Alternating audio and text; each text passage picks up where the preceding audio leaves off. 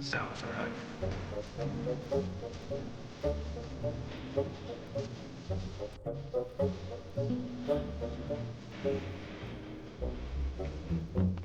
Sounds right.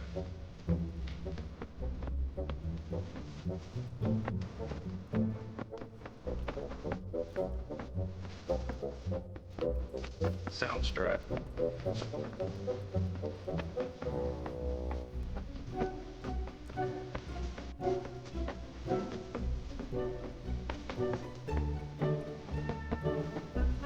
Sounds right.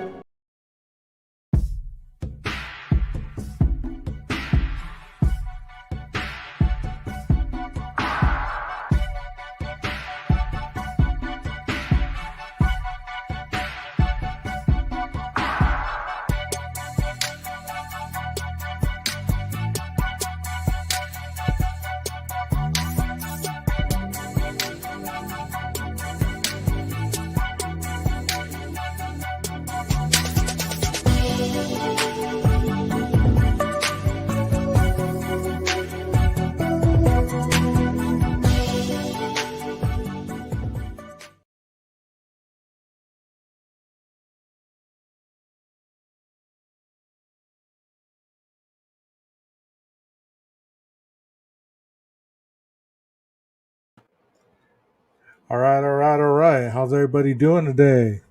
I don't know why that mic gets muted. It's just crazy. It's never done that before, but oh well. Anyways, my name is 12 Gauge. Welcome, everybody. Hopefully, we'll be able to have a live today without any interruptions. What I say here is strictly my opinion. In most of the cases that I cover, I try to do some analytical visual work so that you can see exactly what I'm working on, working through. Tonight I decided to go and discuss Elliott Rodger. I'm going to have a couple guests to come up here in a little bit once they get here. One thing I did want to say that I need to say it before I forget is, please be respectful and classy. In chat, we have individuals in chat that are dealing with a lot of kinds of triggering things sometimes. You don't know what people's mindset is on a daily. So even if you're playing, you might catch somebody on a wrong day, and it might cause them to react. So please be mindful, be classy, and mods, if you will. If I give you the okay, you can go ahead and time someone out. If they continue to do it, feel free to block them because this is not the platform for it, and I won't put up with it. I understand the difference between playing around and sarcasm and things like that, but if it's blatant disrespect, I won't put up with it. So, without further ado, I'm going to bring my guest to the panel, and we're going to have Kim from Typically Unique and Nina Kelly. So, here we are. Hello. Hey, how are y'all doing? Hi, Nina. Hey, sweetie, how are you? I'm good. How are you? Fantastic. Good. All right. So, I have a video and stuff to play, but I'd rather talk about Mr. Elliott Rodger a little bit before I get to the video, and give people time to get in here. So, Kim, you said you had a little bit of insight. You did also, Nina. So, whichever one of y'all want to kind of give us a history of Elliot Rodger. I mean, I've read the manifesto. I have it pulled up.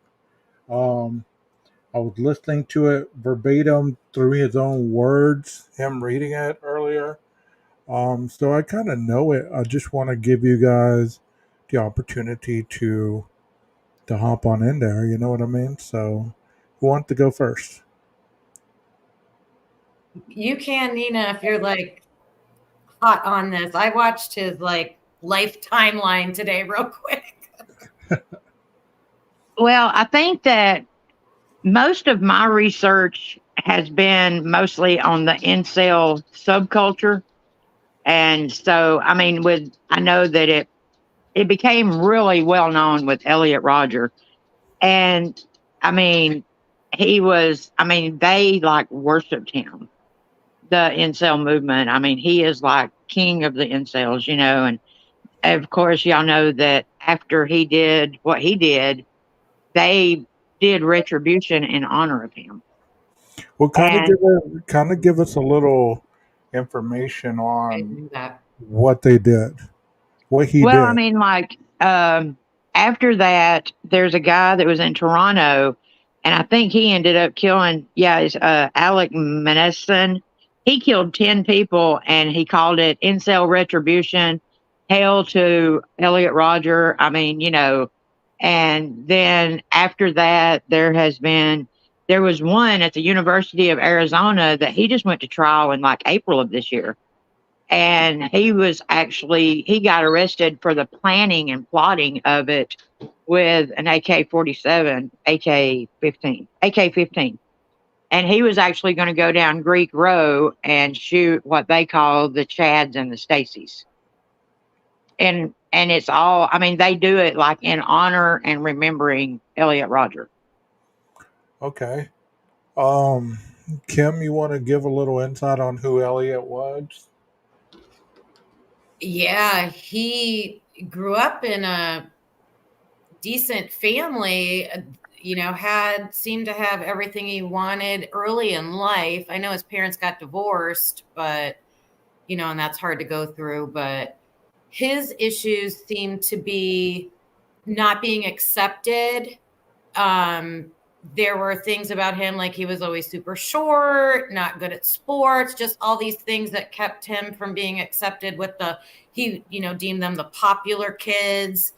And it just stayed that way as he was growing up. And there was a time where he like blamed his dad for like not teaching him when it turned to girls. Like they said, like when he hit like the junior high age, that's when he, that's when you're supposed to be having a girlfriend and all of that. And they also suspected like an Asperger's or autism spectrum, which I found interesting because I personally can relate to that with someone I know close to. And so that awkwardness, and he felt like that instead of him learning how to insert himself and make some friends or meet some girls, he expected it to come to him. Like it would just happen. So I thought that was, and then that led him into years later, that hatred. Okay. Well, I'm going to play a little bit of an excerpt from 2020 where Barbara Walters interviewed his father. So I want to play a little bit of this and give a little history more from the perspectives of his father. And then we all can continue to discuss it. So here we go. Elliot Rodger, the 22-year-old who went on a killing spree in Santa Barbara last month. The work of a madman. 13 wounded, 7 dead, including himself. Barbara Walters' exclusive one-on-one interview with his father, reliving that night. I'll tell you the story, Barbara. Chilling details you've never heard until now about a loner obsessed with finding a girlfriend. I mean, look at me. I'm gorgeous. You girls don't see it. Then obsessed with turning on the world when he couldn't. Did you take him to Las Vegas hoping that he would lose his virginity? Oh, I forgot about that. His day of retribution video. I will have my revenge against all of you. And the manifesto he called My Twisted World. You were the only one he didn't talk about wanting to kill. And you'll hear from a survivor who looked him in the eye and lived to tell. I've never actually looked in the face of the devil. As well as the families of the victims. What do they want to say to him? Tonight, The Secret Life of ELLIOTT RODGER. How do you mourn a child whom others vilify? Here now, David Muir and Elizabeth Vargas. Tonight, a 2020 exclusive about something that was happening exactly 5 weeks ago at this very hour. An 8-minute drive-by massacre that was actually years in the making. And Elizabeth, right here tonight, as you know, the father of that young killer speaking out only to Barbara Walters. As you know, Barbara retired from hosting The View, but said she'd return on special assignment for us. And tonight, she's back. Well, I thank you, David and Elizabeth, because tonight this is special. It's a milestone. The very first time that a parent of a mass murderer has ever spoken on television. Peter Rodger tells us he is doing this to show other parents the warning signs that he missed and what changes we desperately need in the mental health care system so that no one has to go through the night that changed his life and so many others forever. On a quiet Memorial Day weekend, Peter Rodger and his wife were hurtling down the highway from Los Angeles to Santa Barbara. It was a 100-mile journey of terror. I have to save my son. I have to get to Santa Barbara now. Peter Rodger had just seen a disturbing video that his son Elliott had posted on YouTube. I hate all of you. I can't wait to give you exactly what you deserve. Utter annihilation. What went through your mind? I can only describe like a really dark force of horrible energy that hit me. What were your fears for him? I felt for his life. I didn't know what he was doing. And then suddenly he's saying he's going to do other things to other people. I was confused. I just wanted to go and find him and talk to him. I mean, we were driving up there not knowing what to do, trying to get information.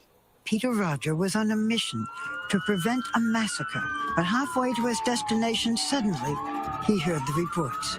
Breaking news right now out of Isla Vista, where we are getting reports of a shooting. There are unconfirmed reports that there may be as many as 3 victims, possibly a fatality. The death toll could be climbing. Shot fired. Did you know that this was your son, the shooter? No. God, good Lord, no. We were just driving up there in absolute fear for him and confusion. Witnesses say a BMW with 2 people inside had people open fire and also run over people. I was hearing, reports of a black BMW, and I was going, oh, no, no, no. And we were on the phone at the same time to the police, and they were saying, we don't have any information for you, no information. The driver of that BMW was his 22-year-old son, Elliott. Santa Barbara County Sheriff Bill Brown is calling the mass shooting the work of a madman, but say at this time, the threat appears to be over and the suspect is dead. 7 people died that night, including the shooter, Elliott Rodger. 13 others were hospitalized. For Peter Rodger, those memories are a waking nightmare. How are you? Every night I go to sleep, I wake up and I think of those young men and young women that have died and that were injured and were terrorized. And my son did that. When you wake up in the morning, what do you think? It's like a reverse nightmare situation. When you go to sleep normally, you have... Okay, let's talk about that so far. Panel. Can you imagine being this parent? Getting this type of news? Are you guys muted? I was. I'm not now. I am, yeah. Okay. Can you imagine being that father going to be there for his son because he emailed everybody the manifesto, and people were telling him and his ex-wife about the manifesto and what he planned on doing. So if you've read the manifesto, it's very detailed, very descriptive. I mean, it's terrible to think, not only for Elliott, but for everybody involved. I mean, if you read that manifesto, you're going to see a very tormented soul, very troubled person. And I know that they focus on the fact of the sexual nature, but if you read that manifesto, you're going to see that it's going to be more than just that. Wouldn't you agree, guys? Oh yeah. Did they say when did his dad get that? How much time did he have to act? Or was it like after the fact? No, He got he was on his way. Like, of the Okay. So it was like, shooting, yeah. yeah, his dad lived probably 35, 40 minutes away, and he was on his way as the shooting was taking place. Yeah, that's too late.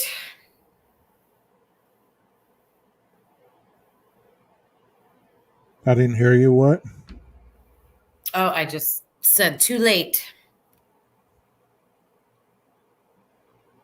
Can you say that again? Am I?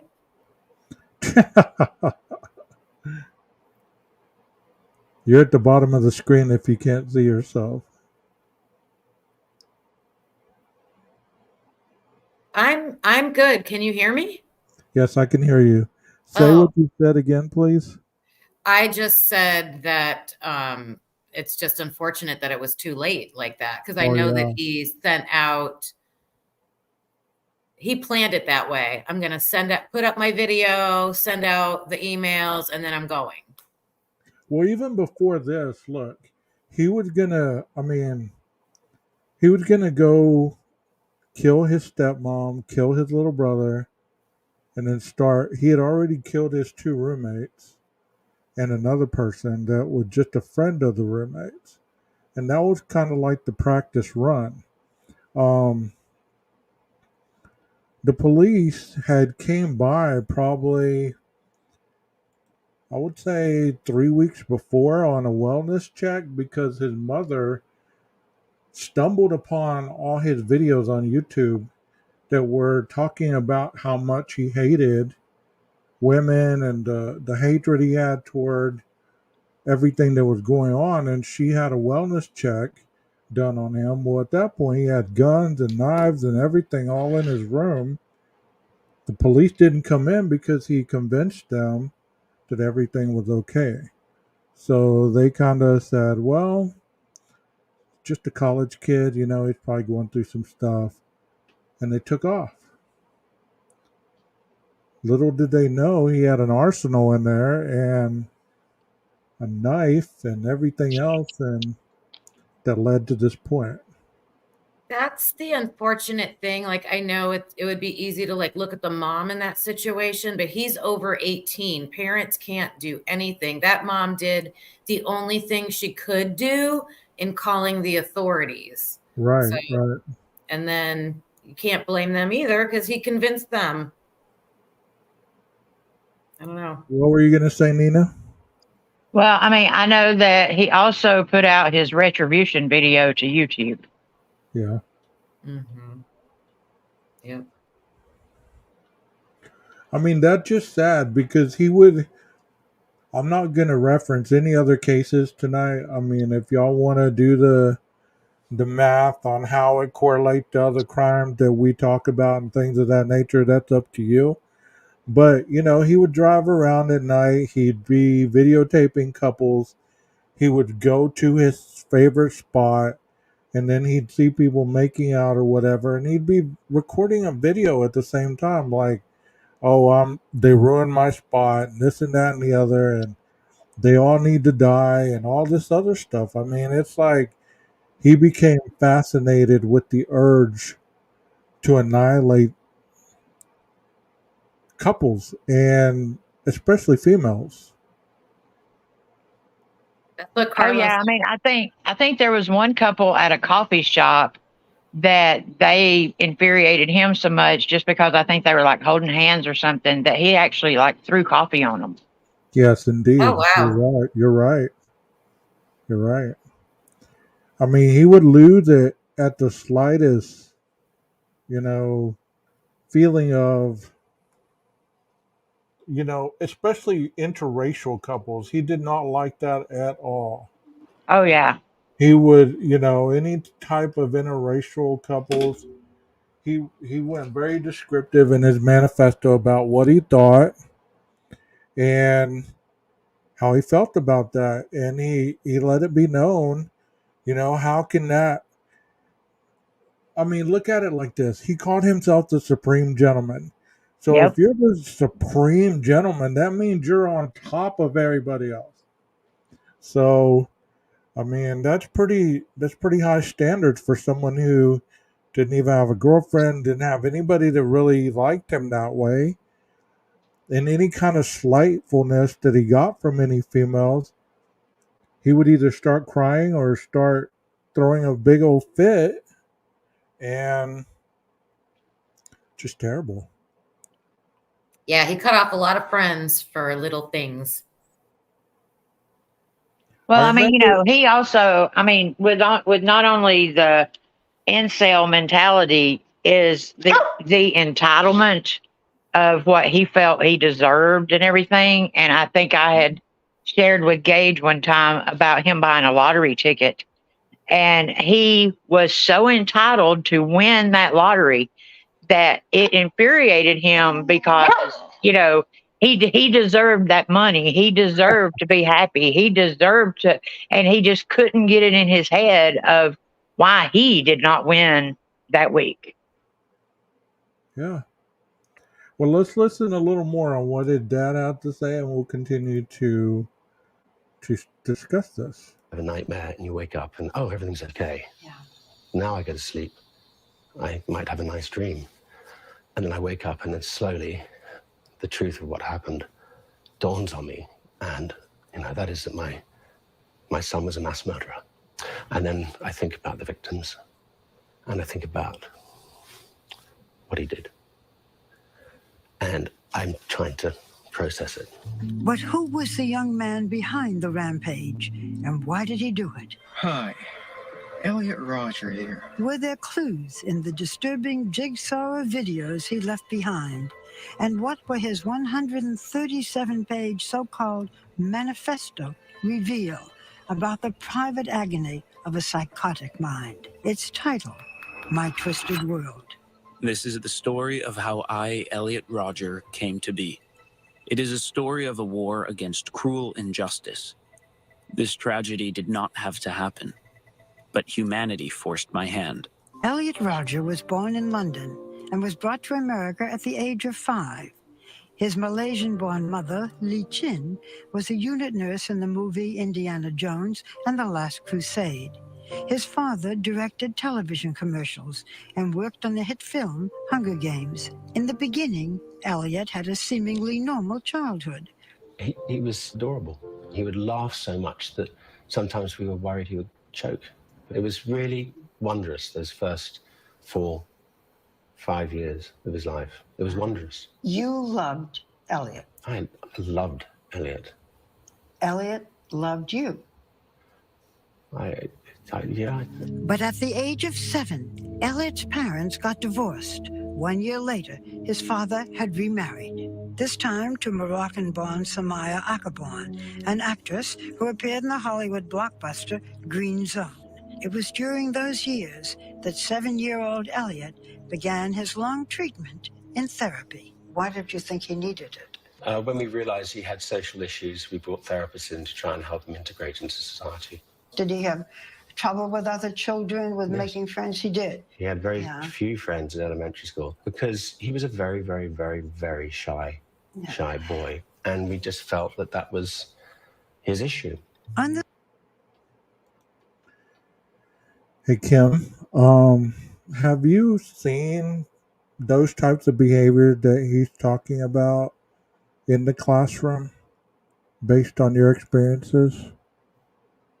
Oh, yeah. Yes, I had a student just this past year that is very disturbing, was very disturbing to me. Luckily, he's going to go to a special school next year because everybody sees it. But, yep. Can you give any examples without going and breaking their confidentiality? So, what was the dad speaking to at that part? He was talking about how Elliot didn't really interact with kids, and he didn't have a lot of friends. He was very Oh, okay. shy. Yeah, so I have seen kids that like they want the friends, but their actions are obnoxious. Like they would exhibit the opposite behaviors of what would attract friends and then wonder why they don't have friends. Okay. Quiet kids too. But I what I've noticed is like a lot of the quiet kids I saw were keeping to themselves because they wanted to keep to themselves. It wasn't the I want friends and I'm sad about it. It was not that. How about you, Nina? Have you experienced any run-ins with younger children that exhibited that type of behavior? I can say I haven't. I don't. I mean, no. I guess I've never seen anything like that. I mean, not. No, I haven't. It's very predatory. Like once he became, like he was quote unquote normal until he started being exposed to his parents divorcing, his father marrying really quickly, seeing how his father was able to just jump from one relationship to the other. So he thought, hey, dad's a good looking guy, blah, blah, blah. So he started viewing the world through the wrong type of lenses, Kim said this is why these types of kids need a speech pathologist and behaviorist at a young age for intervention. The father said they took him to therapy, but I don't know how the therapy went. I wonder if he's going to stay here in a minute. So let's go ahead and see if he does. On the surface, Elliott seemed destined for a life of success and privilege. Peter Rogers' work gave his son access to Hollywood's elite. From an early age, it was a world he longed to join. My little 9-year-old self realized that there were hierarchies, that some people were better than others. Jealousy and envy. Those are two feelings that would dominate my entire life and bring me immense pain. By any standard, the Rodger family was living the good life.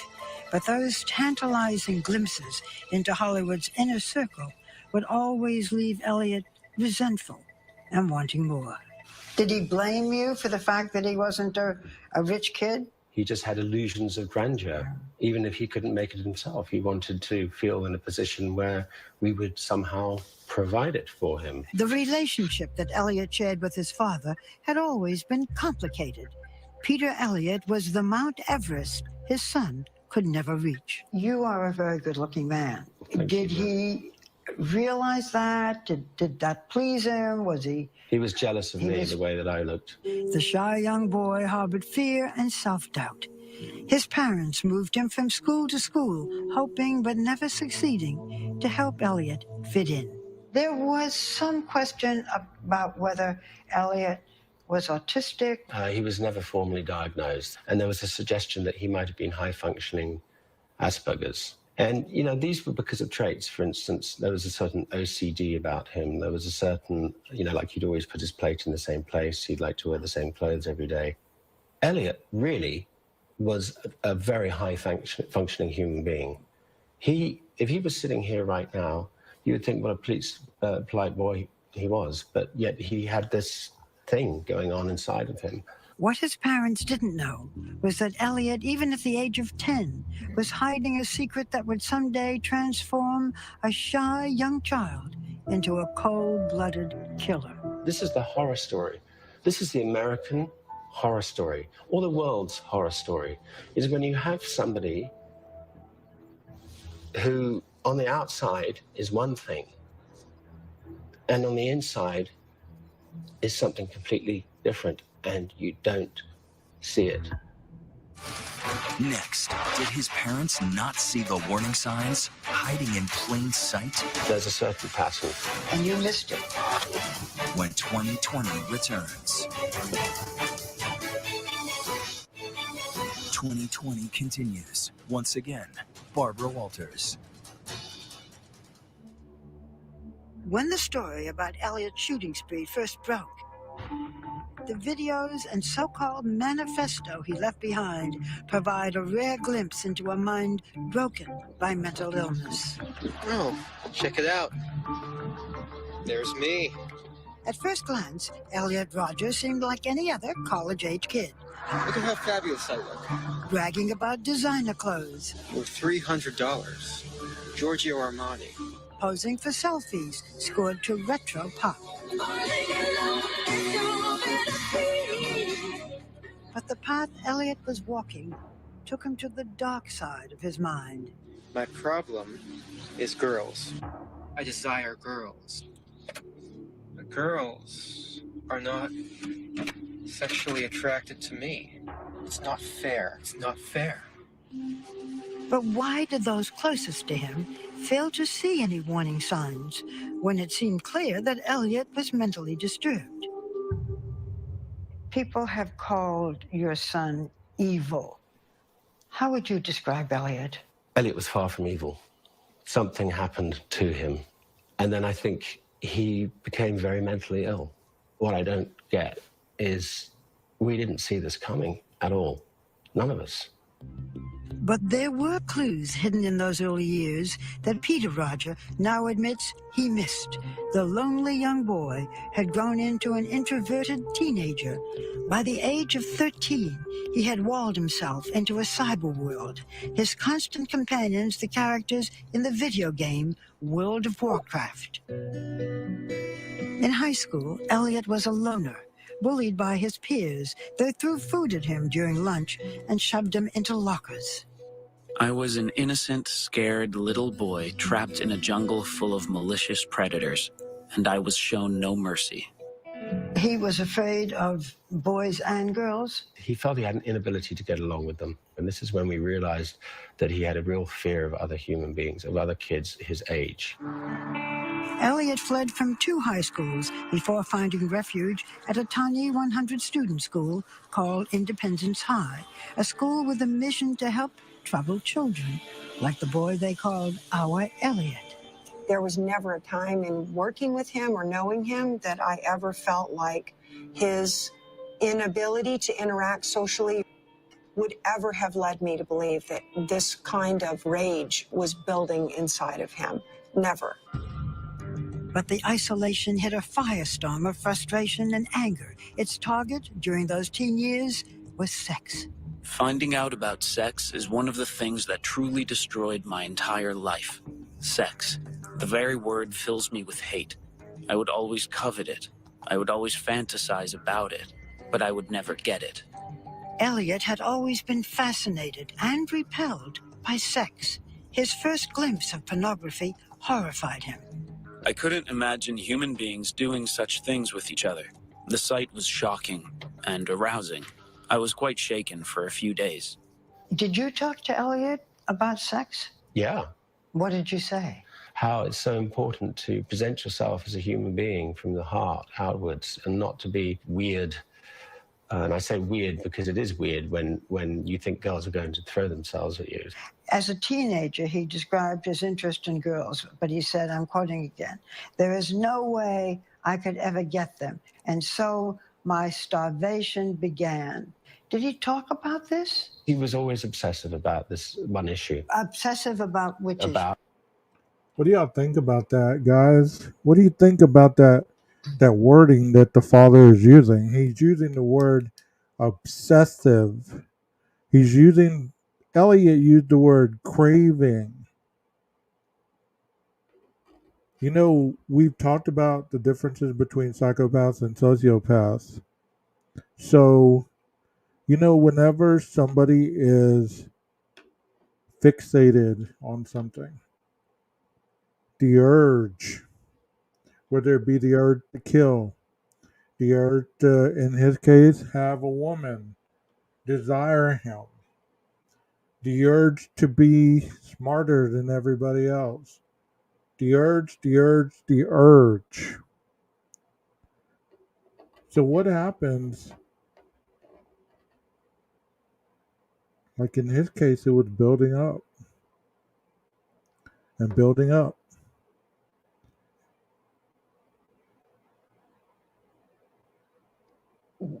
You have the background in the mental health industry. Where do you see, because if they had him in counseling, there could have been medication. Other than that, how do you get at these deep rooted issues that some people have? Well, I work with individuals or kids his age, I guess, that when he was younger, um, that are fixated on drugs and alcohol, and their coping skills are lacking. There's some of them that are on the spectrum, and they're harder to reach because, I mean, they're very stoic. Their affect is really flat. I tried to get this kid to laugh the whole time that I was with him, counseling him. I didn't get a grimace. I didn't get nothing. No laughter, no smiles. Where did Nina go? Did she hop down? I just noticed that. Nina, come back. Nina, come back. Well, anyways, it's interesting that, whenever you become fixated on something, no matter what it is, it could be wanting to be a rock star, wanting to be a rapper. Sometimes you have to not squash that dream, but you have to be realistic enough that you kind of give the child other choices. You give them other avenues just in case their dream of being a rapper or being a musician or whatever doesn't come into fruition. That makes sense? Mm-hmm. This is just such a tricky area when you're looking back after something happens, because there's so many pieces involved. The parents, the medical community that could have helped, but if Elliott himself wasn't talking and expressing anything to anybody, people aren't mind readers. Mm-hmm.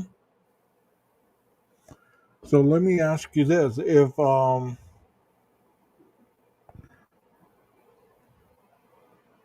And I mean, in the time period leading up before he started posting his videos and all that stuff.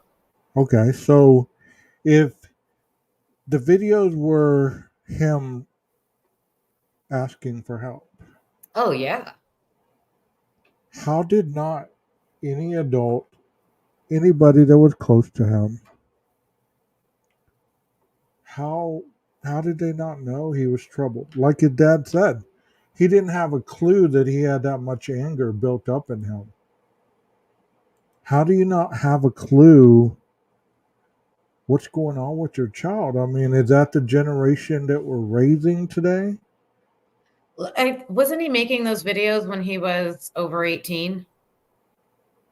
I think he started maybe right after high school. Yeah. Right Yeah. after high school.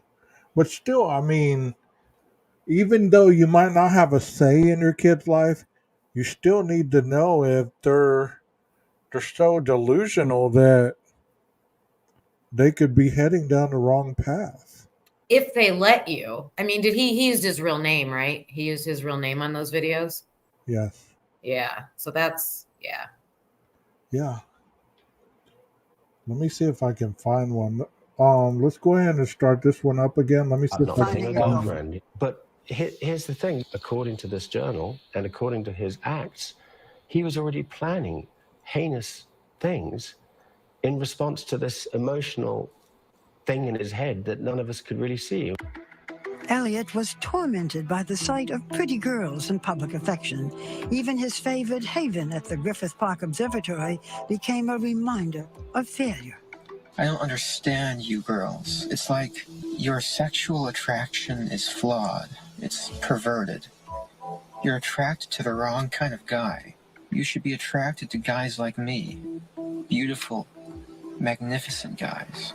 I saw sex as an evil and barbaric act, all because I was unable to have it. This was the major turning point. If I can't have it, I will destroy it. If Elliott had had the sex that he says he wanted so much, would things have been different? I don't think so, because I think he had a condition. He had a very seriously advanced mental condition, and I think that whatever would have happened, even if he got a girlfriend, wouldn't have been able to have made him into the happy human being we wanted him to be. Did you take him to Las Vegas hoping that he would lose his virginity? No, I suggested to him that perhaps, you know, if his blocking point was having sex, then perhaps, you know, in Las Vegas there might be an opportunity where it's legal for him to have sex. But he didn't want to go? He didn't want to go because he wanted to be loved for his heart. Retrospectively, I think it wouldn't have helped at all. It wouldn't have. No, because retrospectively, I realized how sick he was. But you know you can have these same things and not have another Elliott. You can have kids who are frustrated and don't have girlfriends or boyfriends or, you know. No, but when you put the combination together, there's a certain pattern. And I think it's important to talk about those patterns. And you missed it. Yeah, too right, I missed it. I wish I could turn the clock back for the victims, for our family, for all the scars out there. By the time Elliott reached his 18th birthday, the shy young boy had vanished, leaving only resentment and anger. Too terrified to approach young women, it was easier to hate them. That's a problem that I intend to rectify. Let me address something that's going on in the chat right now. You're talking about the gym. He did go to the gym. He started working out. He started, every time he would try to do something to change the way he looked, he would dye his hair blonde. He would, you know, early on in life, he started skateboarding. He started doing all these things just to try to fit in. And what ended up happening is it didn't change the outcome. Like his dad said, he thought the world was going to come to him instead of him going to the world. It's kind of like he thought, if I bleach my hair blonde, all these girls are instantly going to flock to me. If I become a skater, all these girls, popular girls, are going to flock to me. Didn't happen. He got the BMW. He thought all these popular girls, sorority girls, are going to flock to me. It didn't happen. So, I mean, I get what y'all are saying. I mean, it's very, like his dad is talking about the mental health. I'm curious to see what kind of disorder he had. Like, was he able to be cured of that, or was it just uncured and unmedicated, you know? It doesn't even sound like he was diagnosed with anything. And I've been through this with someone close to me that I was in charge of their care. And, you know, when you go in and just talk to somebody and they observe you for a couple days and then they just label you, you know, you get labeled with something. I wish there was testing. I wish they would do brain scans. I wish they could like do something more systematic to come up Right. with, you know, more medical ways, because it's too hard. It's too hard and things slip through the cracks and parents don't know. It's Well, you're easy right. to blame the parents. It's easy to blame the parents, but that kid was in front of teachers. He was in front of medical doctors. He was in front of all those people that saw his videos online. You know, it's a lot of people. And all people did to him online would just ridicule him and make fun of him Yeah, even more. So, that's you horrible. know, let's go ahead and watch a little more. I, in all my magnificence and power, I will not let this fly. It's an injustice that needs to be dealt with.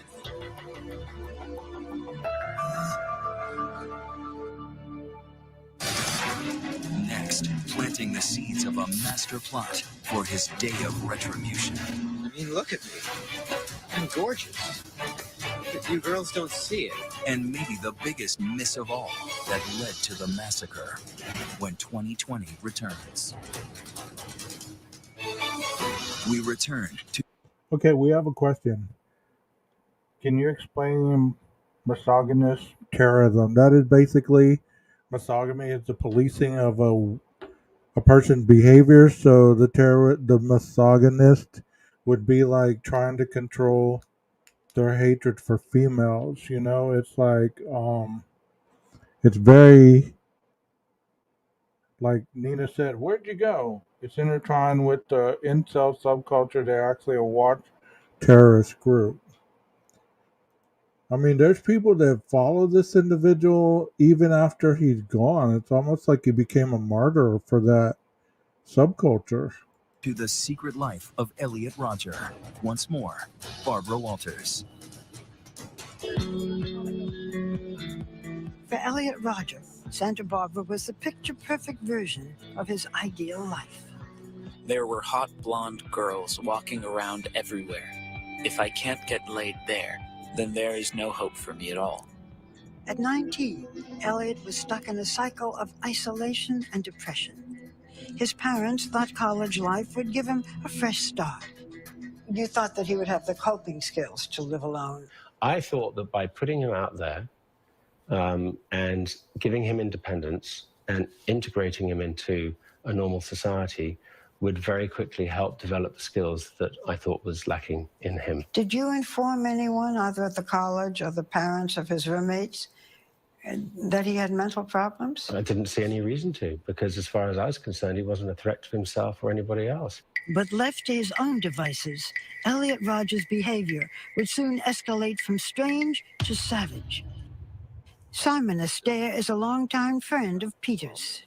I got a sense of a boy who was unable to communicate. So there were signs, you thought, of maladjustment? He was unable to engage, and it was difficult to engage. And I saw lots of people trying to engage with him. I don't understand why you're so repulsed by me. Soon the old resentments would return. Enraged by the sight of young lovers, he acted out for the first time, throwing coffee on one kissing couple at Starbucks. I had never struck back at my enemies before, and I felt a small sense of spiteful gratification for doing so. Feeding on that fulfillment, his thoughts began to take a more diabolical and dangerous turn. The day of retribution had been born. It was only when I first moved to Santa Barbara that I started considering the possibility of having to carry out a violent act of revenge. As the final solution to dealing with all the injustices I've had to face at the hands of women and society. His anger, now targeted at women, drew him to misogynistic websites, online forums where he once wrote, "Start envisioning a world where women fear you." He sent you links to these websites. I was disgusted and I called him up and I said, Elliott, why are you going on these websites? Yeah. This is negative. This is evil. and you shouldn't go on that. But that didn't work. It didn't work. And I had no idea that he had such an inbred hatred, this misogyny. But despite his deepening hatred of women, Elliott told his father that he was obsessed about losing his virginity. I would say to him, there is no shame at all in not losing your virginity at a later age. Some people never do. Some people go into the church and choose chastity. He would say, I can't get a girlfriend? He would say, they're never going to like me because I'm not 6'2", a jock, sporty guy. He did say to me once, I wish I wasn't half Asian. I never realized that he was so racist. Thinking, why aren't I white? Correct. Elliott's life had become a volatile mixture of desire and denial. And last summer, yet another sign of violence. Frustrated after being ignored by girls at a party, he tried to shove them off a 10-foot ledge. He got into an altercation verbally with a couple of girls, and then he was picked on, and then he was thrown off the balcony. But it turns out that he was trying to push girls off the ledge. In 2020 hindsight, I can imagine that might have been the case, and that upsets me to the core of my heart. He was such a good liar. He was such an incredible liar. Perhaps Elliott was even lying to himself, repeatedly refusing the advice of therapists, at least one of whom had recommended medication. But Elliott would say, I'm not sick, I'm not going to take that. And because he was of an adult age, he refused to not only take that medication, but refused to go back to see that particular doctor. Okay, that kind of gives the dad's perspective. You know, being an adult, he just said it right there. He said, you know, being of adult age, he could have, you know, he didn't have to take the medication. He could have refused it, which he did. Let's watch a little bit of Elliott's perspective. These are some of Elliott's videos. And let's talk about this here in a minute. RODGER's YouTube videos that he released before committing his attack, but there were many videos he didn't publish that were on his innocent people. Elliott Rodger was bad. Okay, now that that's over with. So I'm going to show you his new videos in chronological order. A few of the videos are kind of boring, so what I'll do for those videos is I'll put a timestamp in the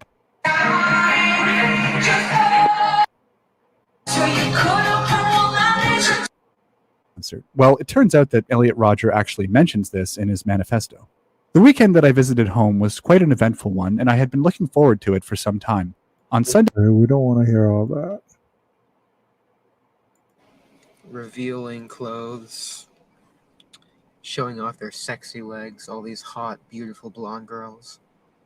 So this is interesting. You can tell he looks down on all those hot blonde girls who wear revealing outfits. He thinks they're sick, evil, and whatever, yet he still wants them. And not only that, but they're all he wants. Women who aren't hot blonde girls or who don't wear revealing outfits are invisible to him. In his journal, he talks about how he would never be attracted to a girl who was plain-looking, which kind of restricts his options, doesn't it? Maybe he could have found a woman who was more average-looking, someone who was kind of shy and geeky like him, maybe even someone who was half Asian like he was and who knew what that was like. But no, he only wants white women, he only wants women who are blonde, and he only wants women who are very attractive. It's like the Katy Perry concert. He has this idea of what the best thing to have is. He only wants that, and because he can't have that, the world is unfair and horrible, and he's miserable and hates everybody who does have that. And yet they go for absolute obnoxious pricks instead of guys like me who actually deserve them. I'm a nice guy, but these girls go for bad boys. You know, I'm going to show you all these popular kids enjoying their awesome lives while I've had to suffer in loneliness for the last 2 years. So yeah, right now I'm like at the very end of the street, right by the beach. And here we go.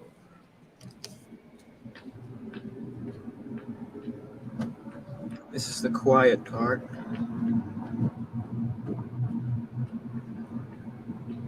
We'll be approaching some college students soon, walking about in their little cliques, acting as if they're better than everyone else. The sight of them just pisses me off. It fills me with fury and rage. So this part where he says all these cliques acting like they're So let me ask you, Kim, watching that, what do you think? What do you think watching that? My thought was, why didn't you like join a club or something? Like do something to meet some people instead of just holding this hatred. But I guess that comes into his whatever condition I think he had. I don't, because a typical person wouldn't think that way, right? Yeah. You would do something to join a club or hang out with people in your apartment or something. There's someone out there for everybody, right? Yeah, but one of the things that we've mentioned, or I've mentioned on my channel, it starts with voyeurism, and basically he's being a voyeur right now. He's even Yeah. recording. He's even recording it, so he's been watching these people for a while. Yeah. He has that intensity, that anger, and that frustration. So that voyeuristic behavior is the beginning of all, like people don't believe it. They think that, it is what it is, but it's actually a lot more dangerous than people give it reference to. Mm-hmm. And it seems to be coming from a fixation, right? Yeah. He's fixated on that idea, and then that's how he's acting out on it. Yeah. they're better than everyone else. When you see him approach some of these people later in the video, they're not doing anything. They're just existing, and he just assumes that they think this way. We saw a lot of these same kinds of assumptions in the last video I made as well. See, look at these douchebags right here. Go around in their groups acting superior.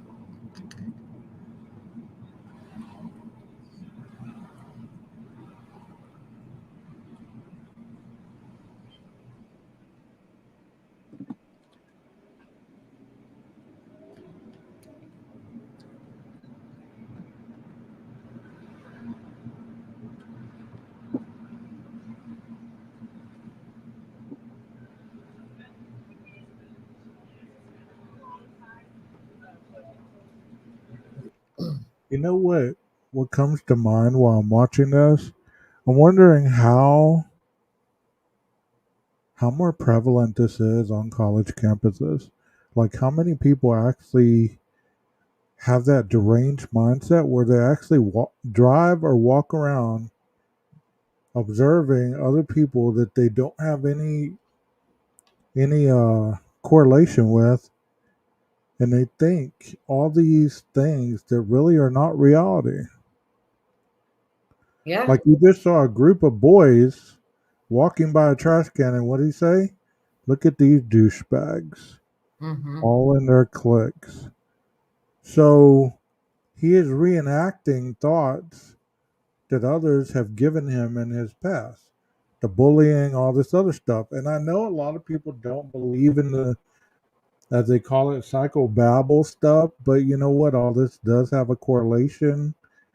And if you really study it, it does manifest into people's reality that have mental health issues or issues with superiority, which obviously he did. He believed he was supposed to be the one that got the girl that was supposed to be riding around with him in his BMW, the blonde, whatever.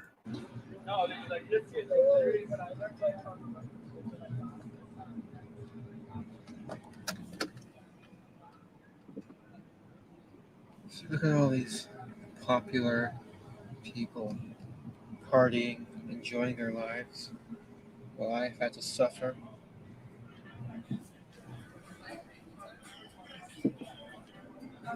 Yeah. They would never invite me to join them. I've lived here for 2 years and I've never been invited to a party.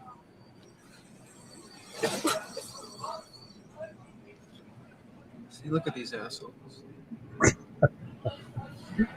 Wow.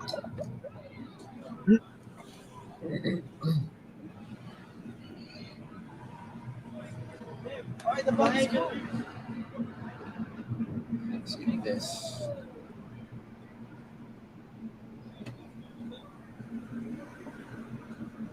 Did you just see that? That guy was walking with such a hot girl. See all these people here.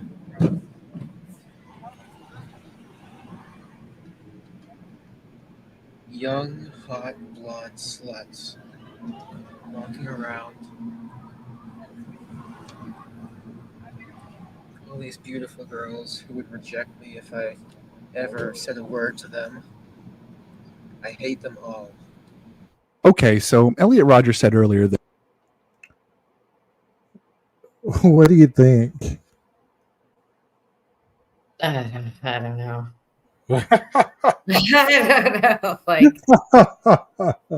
What does Carlos think about this? Where is Carlos?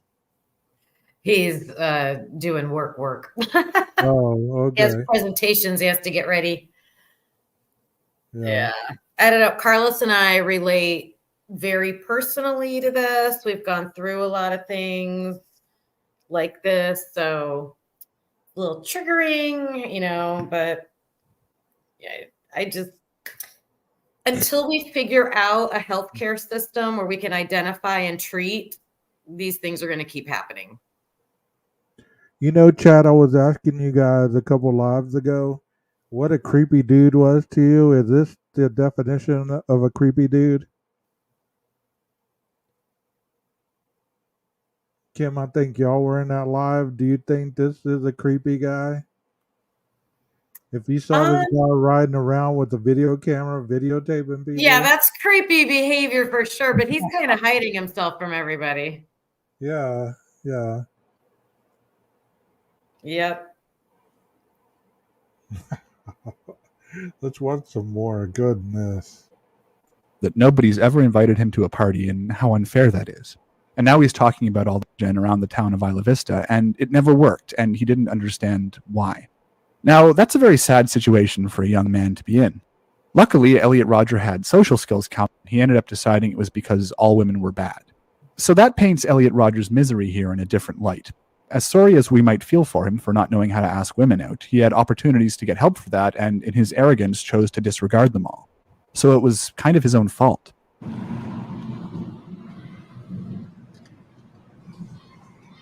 You're an asshole.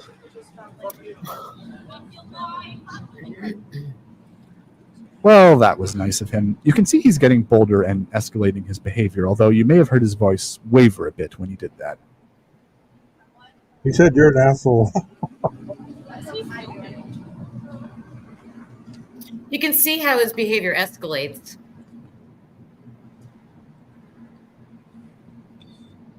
Exactly, deception, exactly. Hey, Kelly. All these people think they're better than me. I'll show them. It's worth noting that this video was made a month before his attack, so he was already planning to commit it at this point.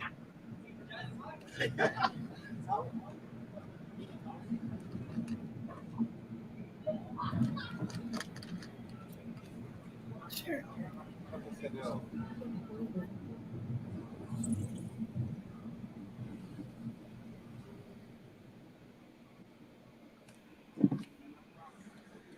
This video was recorded on April 22nd, 2014 at around 7 p.m. in a parking lot near Lake Los Caneros Park in the city of Goleta.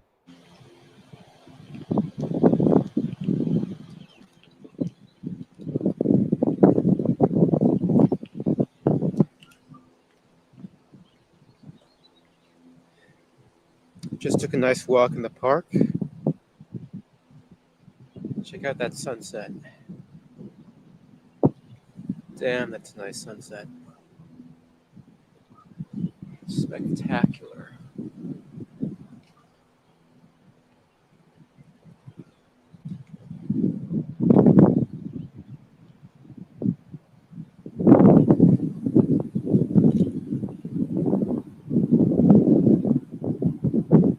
how it shines in my car.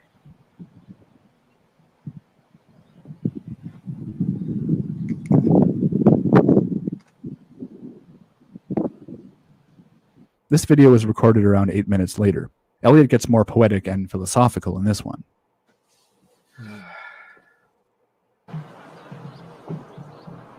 I like this one. That's why I'm showing this one. I'll spell it up.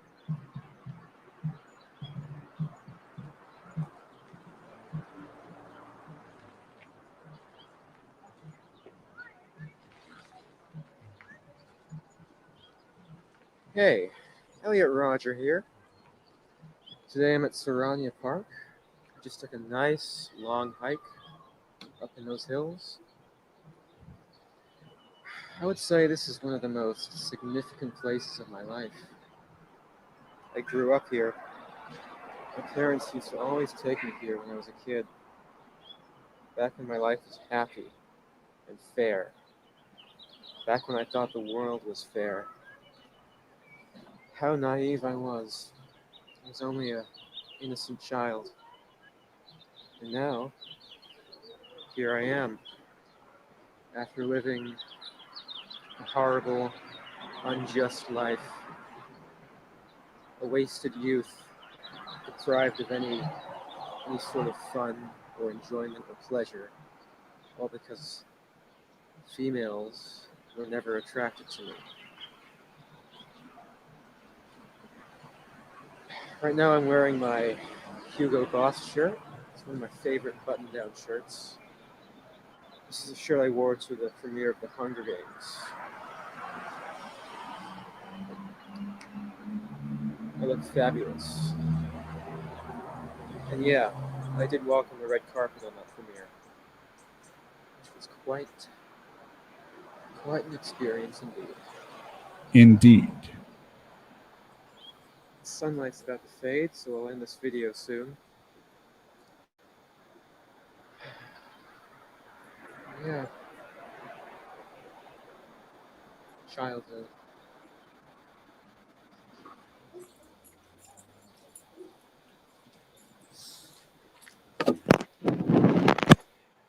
So I found this video interesting. He does that kind of thing they do in infomercials where it starts with some guy doing something and then he turns around and goes, "Oh, hey, I didn't see you there. I was just thinking about how much I like my new penis enlargement pills. You can get them too for $49.99 plus shipping and handling."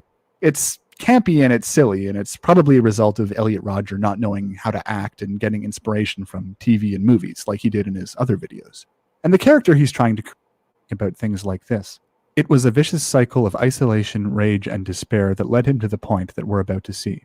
This video was recorded in a parking lot at Goleta Beach Park on May 22nd, 2014 at around 7:29 p.m. What's interesting is that Elliott Rodger's last video, the Day of Retribution video, was recorded in the same location around 13 minutes after this and was shortly before he went on his attack. On the following day, May 23rd, 2014, Elliott Rodger stabbed his 3 roommates to death, then went to Starbucks and got a triple vanilla latte. He then went back to his apartment and uploaded the Day of Retribution video to YouTube before driving to the sorority house to commit the rest of his attack. This video was his first version of the Day of Retribution video. The one we've all seen was actually his second attempt at making it.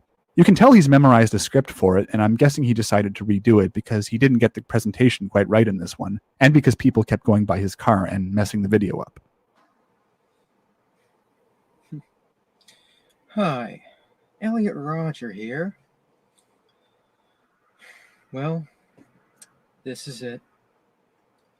This is my last video. It all has to come to this. Tomorrow is the Day of Retribution. The day that I will finally be able to have my revenge against humanity.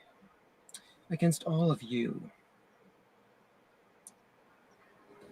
For the last 8 years of my life, I've been forced to endure an existence of loneliness, rejection, and unfulfilled desires, all because girls have never been attracted to me. They gave their love, sex, and affection to other men, but never to me. I'm 22 years old, and I'm still a virgin. I've been through college for more than 2 years. College is the time when everyone experiences sex, and yet I'm still a virgin. I've never even interacted with any girls. Girls have ignored me all my life. And I am going to punish all of them for it. I don't know why you girls are not attracted to me. I'm the perfect guy. I'm magnificent. I'm the guy you should be going for, not those obnoxious slobs you love so much. I don't know why you're not attracted to me. I don't know what you don't see in me. But I'll make sure you all pay for it. You've deprived me of love, sex, and affection all my life.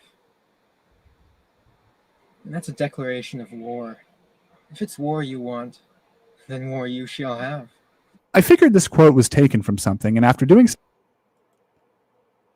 What do y'all think? Hey, Carlos, welcome.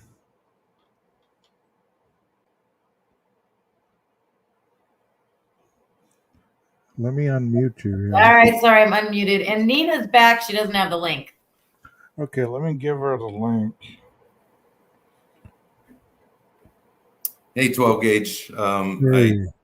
I got some work to do tonight, but I was listening actually in the other room, and I just wanted to come down for a few minutes and say hello and maybe offer my opinion.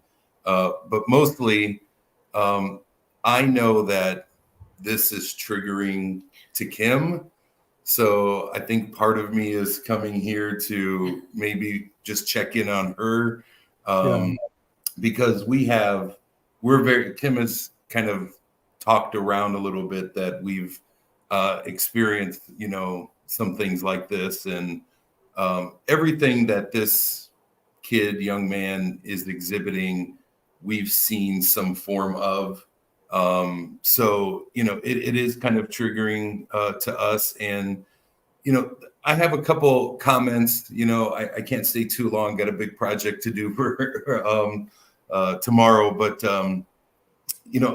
a couple points that I have. One is anybody in this situation, this kid, Elliot, I think he's asking for some type of assistance in all the wrong way, and he should have almost reached out, and asked for the help that he needed. But most importantly, he had to want to make the changes that were necessary to integrate himself into society. And I never heard anything that he was willing to make those things. It's always everybody else. My parents did this. These girls aren't attracted to me. This caliber of girl is not attracted to me. People have bullied me. It's always, putting it off on somebody else. And, when we went through a very similar situation, we would constantly be like, hey, let's go to the doctors. I don't want that. I don't need that.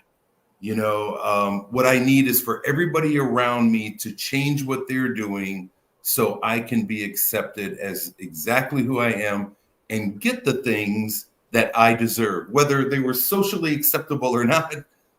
That was the mindset. And, so part of me feels, I know that the father going on 2020 is going to get, he got a little backlash. The parents will always get some backlash.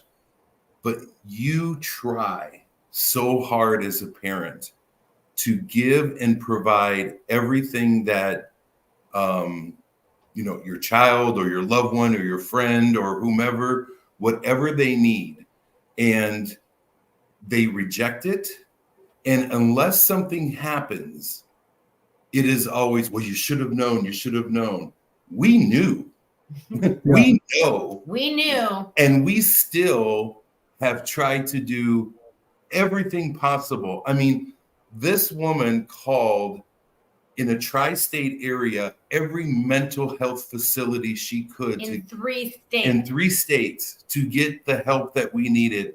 And we were rejected for some of the craziest reasons. So I understand the parents struggle, and I know this isn't about that. Right. That's But fine. Yeah, you're doing great. yeah, but what this is to us, and that's why I wanted to support Kim here really quick, because I know this is somewhat triggering. And you know, we went through this journey. It was a very difficult journey. Places where we thought we could get help, you know, places like the FBI, the police force, children's services, you know, our local hospital. Yep. All those places, you know, systematically in one way or another let us down or turned us away.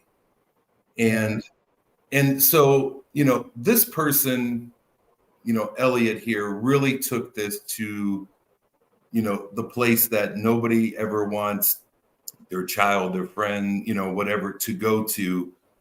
But so you had mentioned earlier, just before I came down, you're saying, you know, these people are walking by and I wonder if they know some guys in the car, you know, stalking them in some way. Being voyeuristic. Yeah, and being voyeuristic in their lives and condemning their lives. And I can tell you, yes, that happens. I've seen it. And there is a lot of that going on. So the percentage is probably not low. You know, the percentage is probably not low. You mean of people People doing that, of just being in envy of someone else's life, you know, wanting to have things that, you know, yeah, if I'm 5'2", I'm probably not going to be the star basketball player on the high school team, you know? Right. And if I'm like me, I'm 6'6", and if I'm 6'6", I'm not going to be the lightweight wrestling champion of the high school team. Right. You know, so, but with those physical restrictions come, I am going to blame society. I'm going to blame other people. These are not my problems. You as my parents may have given me these problems. You as my teacher or my counselor might have given me these problems, but I didn't put these on myself. And that's, you know, you're speaking about so much here, but that was kind of my little take. And I wanted to support Kim here for a little bit too, because I know. Thank you for that. Thank you for that.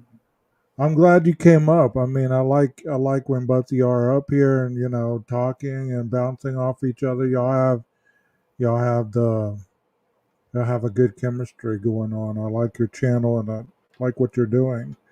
Good luck on your presentation, man. Good luck on your presentation. Whatever that is. Yeah, no, it's a doozy. I appreciate it. And, you know, you know, if you ever have another one of these coming up, hopefully I can join in full, but work's been I'm having one on Saturday on Coburger. Well, is it Saturday? Maybe it's tomorrow. I don't know. I've tried to do lives all week, you know, so she's taking me out for Father's Day this week. Yeah, I've had it, but we'll get together again, I'm sure. Thank you very much. Great to talk to you, and love the work that you're doing. Thanks. Thank you. Well, Nina, welcome back. What happened? Sorry about that. I got called to a Okay. So, Nina, I asked Kim this question, so I'm going to ask you. When he was cruising around, just kind of like, you know, saying he screamed at that one kid, asshole, or this, that, and the other. What would your perception have been to a guy doing that to other people, and you don't even know them? I mean, would you feel that individual was kind of socially inept or awkward? What would you think? Boy, I hate to ask you to repeat that, but I pulled up in the driveway and my internet connected to my Wi-Fi and it went all honky. I get that a lot. So I'm ready for it. So when he was cruising around, and when he said to that one couple, he said, "You're an asshole," to the guy. Right. He doesn't even know the gentleman, you know. But yet he's telling the camera, "There's another douchebag, so to speak, with somebody that I can't have." Right. What's your thought on that? Well, my thought on that, and I mean, this is just my opinion, is in the incel subculture, they have what they call Chad and Stacy's. And Chad and Stacy's are like the jocks and all the perfect girls and the perfect guys, you know. And so if you see that a Chad and a Stacy, then they're automatic douchebags or assholes or, you know, because he's already got that built-in hatred of those type people. But the warp mentality is his delusion was saying that everybody was perfect but him. Right. He had such a warped delusion that the world was all against him, and there's no way that he could have been able to But have that's that victim mentality. I mean, if you'll remember, I think one of his last sentences is, I am the true victim of all this. I mean, during everything he had done, he was the true victim. right. But really, was he? I mean, I would think. I think in a way, I mean, I can't sit there and say that my heart doesn't go out to him in some kind of way Of because course. he was so messed up, you know. But at some point, we all have to take responsibility for our own actions. Now, was he so mentally gone that maybe he could not accept his part? I mean, isn't that like true narcissism and true gaslighting and true victim? I mean, being a victim and playing the victim card. I mean, me being from addiction, the first thing I did to get into my recovery was throw away my victim card. Because, when we're in active addiction, we're always the victim. Right. And in order to go forward, we always have to get rid of that victim card. Okay, I hear you. I hear you on that, and I'm not gonna say what you said was not true or anything like that. I'm gonna put it in a different perspective. Okay, let's say that like mental illness is something that is uncontrollable by the person, and they might not even know that they have it. It might come out of nowhere and intensely keep getting worse and worse and worse. Even though they can function well in society, it doesn't mean that they can. He was copying what he thought was quote unquote normal. He would change his hair, like I said. He would change his clothing. You talked about how much he loved that shirt because it had sentimental value because he was on the red carpet with it. How much is what was it, Giorgio Armani shades? And he ended up losing those shades before he went on a day of retribution. And you would have thought that he lost his best friend. I mean, he literally in the in his manifesto he described it that he sat and got depressed over it. He was not himself. Became physically sick because he lost his favorite shades. So think about when I was talking about the sociopath versus psychopath. The psychopath has ownership of things. They don't have any value on people. So whenever you value your shirt, you value your BMW, you value your video camera, you value your Starbucks, you value all this, but you lose value in humanity, such as look at that slut right there, look at that asshole, look at this and that and the other. It loses a sense of having empathy toward being able to hurt those type of people. Does that make sense at all? I hope it does. What do you think, 12 gauge, about? I had a therapist tell me this one time that they know right from wrong. How do you think that fits into it?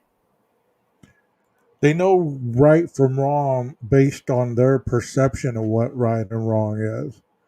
You can tell me what your right is and you're wrong, and I can tell you, well, that's not my right and wrong. My right and wrong could be totally different, inverted, twisted, turned around. Oh yeah.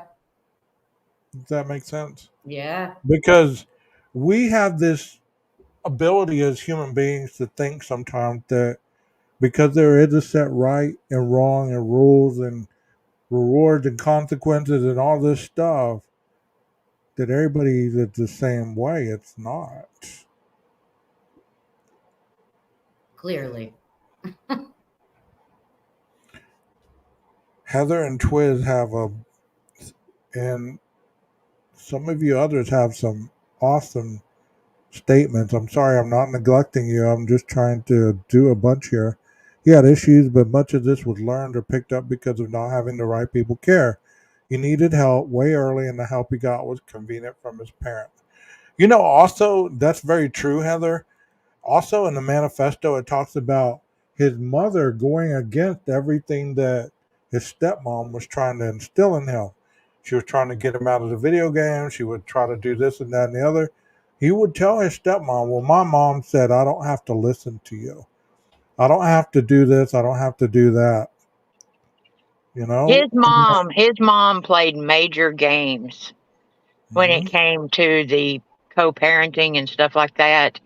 I mean, if she got mad, she would keep him away from the dad, And I mean, I'm sure that we've all been through stuff like that. I know I've seen friends go through it and stuff.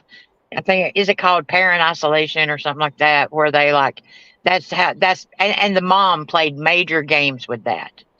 Yeah. And, I think that really messed him up because he idolized his father. And so when his father got married, and I think he felt like his father was putting the stepmom ahead of him, because there was one time that he went to their house and he didn't knock. He just walked in. And so the stepmom, to teach him a lesson, made him go back outside and was telling him, you go back outside and you knock on the door. Right. And he refused, and it turned into this big, huge fight. And him and his dad didn't speak for a long time because his dad backed up the stepmom. But they were just trying to teach him those manners and the right way to respect things, But because it was coming from the stepmom, of course, it was his dad choosing her over him. Well, think about this a little bit. I don't know about you guys, but I've known some friends that struggled, that were labeled poor and all this, that, and the other.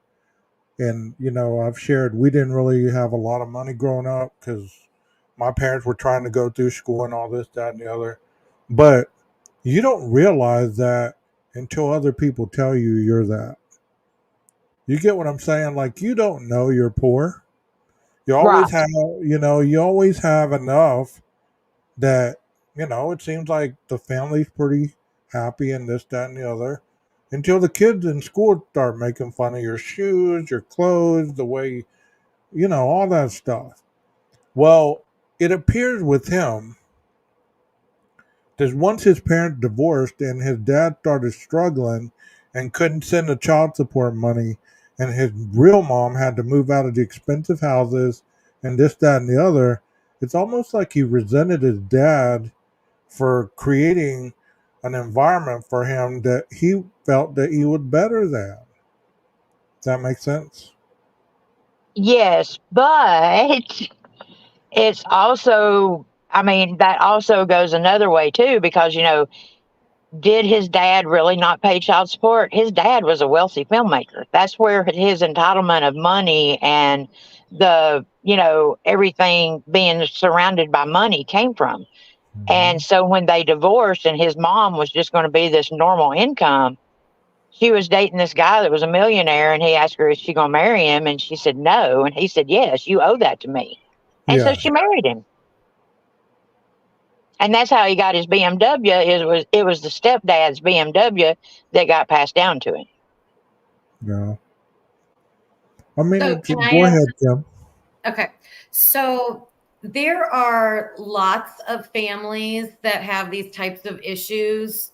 Kids grow up in dysfunctional, neglectful families all the time, and they don't turn into mass murderers. Right. To me, it is and I will die on this hill. It is like the parents could have asked for help. I know we want to say the parents should have. The parents could ask for all the help in the world. That help that kids like this need doesn't exist unless you're like super, super rich and can afford private long-term care facilities. I literally looked it up. It's $30,000, like, I think it was for the month, for private long-term care for people with serious issues like this. Like, clearly this kid, and I don't think this is learned thinking, in my opinion. I think it's his I think he was wired wrong. He was what? Yeah. Yes. Yeah. And how do you get to the bottom of that? And how do you help that? The help for it is not out there. It's for that severe of something. You're saying a lot right there, because you know what? A lot of times you spend all this money and the kid or the adult still comes out, they're good for a little while, and then they relapse.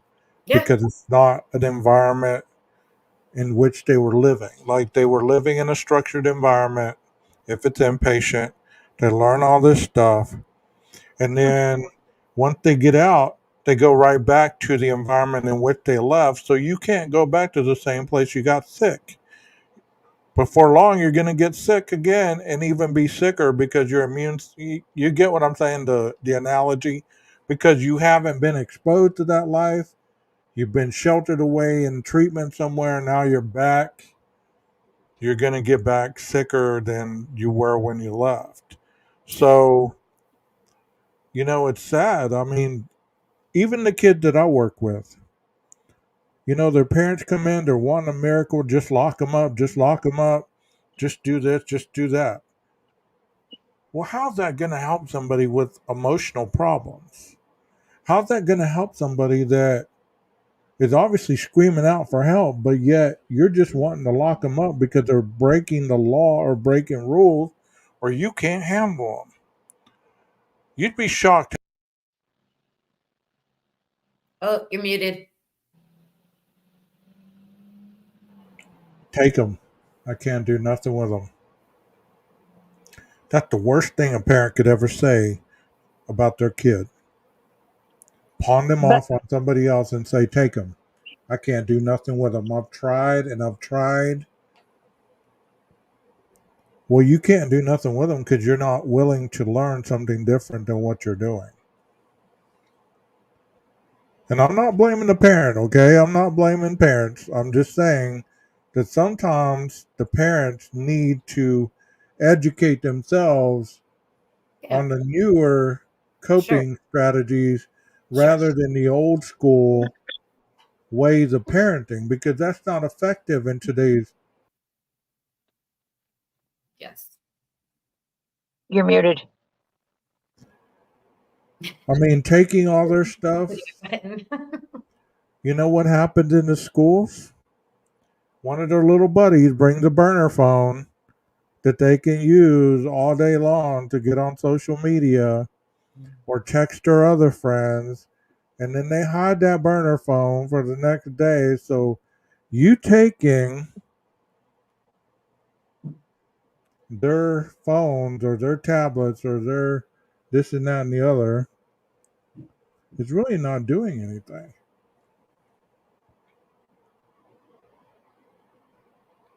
Okay, I'm gonna I'm gonna say something, okay, and exactly what you're saying. But as far as parenting goes, I mean, everybody knows that I lost my son to IV meth use. Now, the thing about it is, for a long time, I blamed myself for that until I finally realized God didn't take my son. I didn't take my son. My son's free will took my son. Right. And until my son wanted help, You know when my son wanted help? When he was laying in the hospital. Oh no, Nina. What Come happened? back. Come No. back. I wanted to hear that. We'll wait on her to come back. Yeah. There she is. Okay. But so, I mean, it's sort of, to me, it's sort of kind of the same thing, you know, because David was in such the throes of addiction, he did not realize that he needed that help. So somebody like Elliot, maybe in the throes of being the incel and the mental state that he was at, he couldn't reach out for help, you know. So what do you do in a case like that? You know, unfortunately, my son's dead and Elliot's dead. Yeah, I'm so sorry, Nina. And you said it exactly the way I was meaning it too. That's exactly what I was trying to say. I agree with that. I mean, you know, sometimes there's nothing that can be done. I mean, you know, and unfortunately, you know, in like Elliot's case, there are now 6 others that are dead. You know, so and what, 14 others injured? You Yeah. know, so, you know, thank God my son didn't take anybody with him, but you know, Elliot did. So, you know, it's a double-edged sword because what are you going to do? Lock them up? I mean, how do you lock them up if they're adults and nobody's understanding what's going on? Exactly.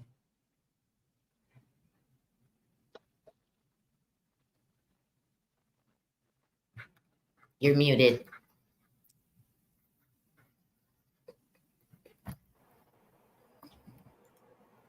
Okay, this individual says he lived in the area at the time and knew many of the officers involved in this spree.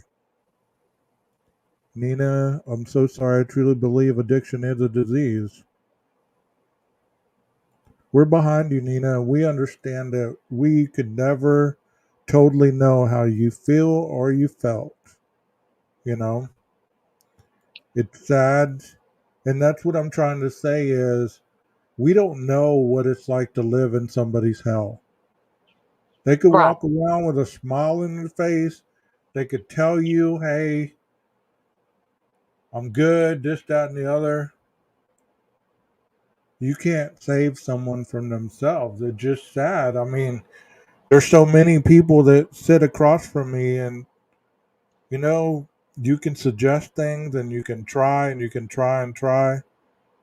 It isn't until they understand it and it becomes their own idea and they start doing it with consistency that things ultimately change. And that's the sad part of everything we're talking about, whether it be true crime, whether it be addiction, whether it be mental health. Many people want a quick fix, and unfortunately, it doesn't happen that quick because a lot of people spend a lot of years getting sick. You know? Yep. You have to be a willing participant. Yes, you have to be present. I like that. I like that. You know, I hope that I know when it happened, Nina, I didn't know you. I hope when it happened that you were able to heal from the guilt that plagued you, like you just said. You thought it was something you did as a parent. You know? I'll be honest with you. My son died of an overdose that took 5 days. He went into the hospital on a Friday. He had no heart function on his right side. He had 16% heart function on his left side. And he laid in that hospital bed and he had no tubes, no anything.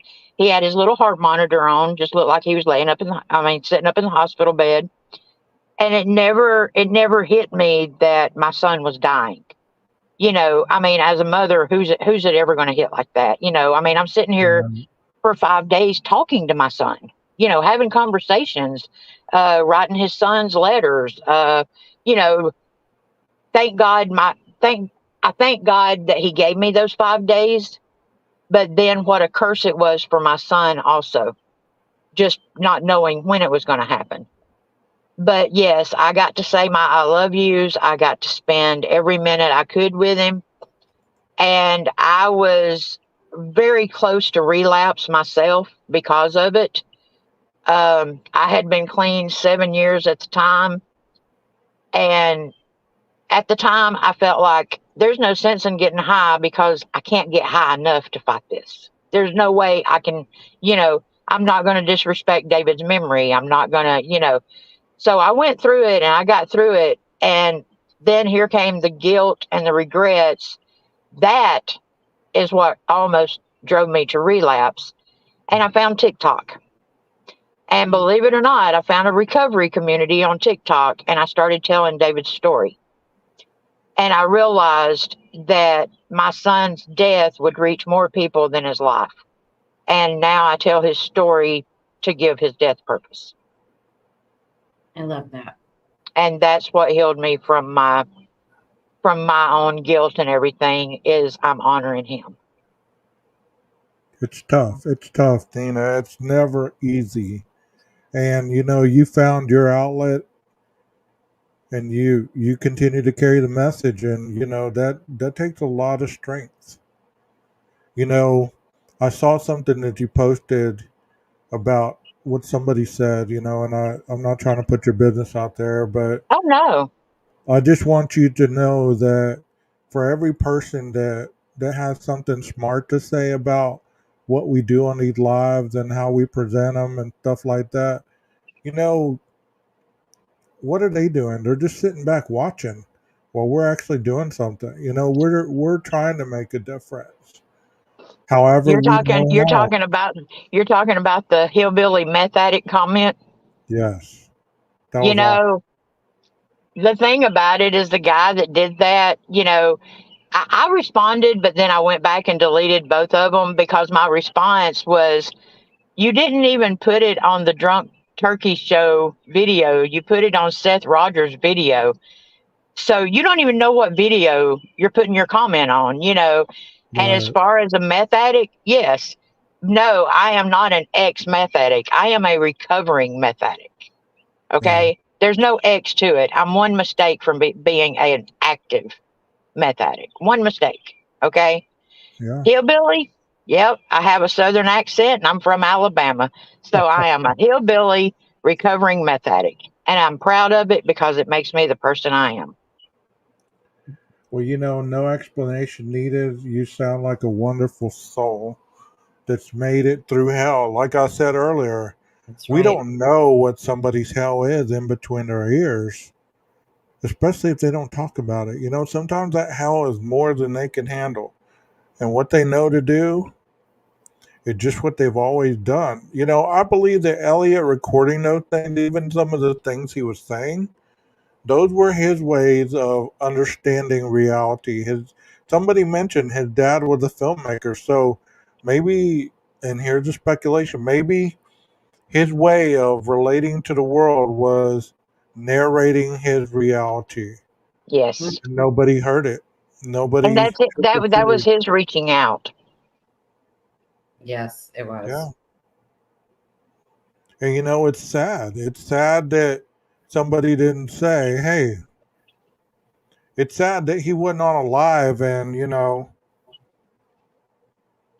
he didn't have somebody in the audience saying, hey, Right.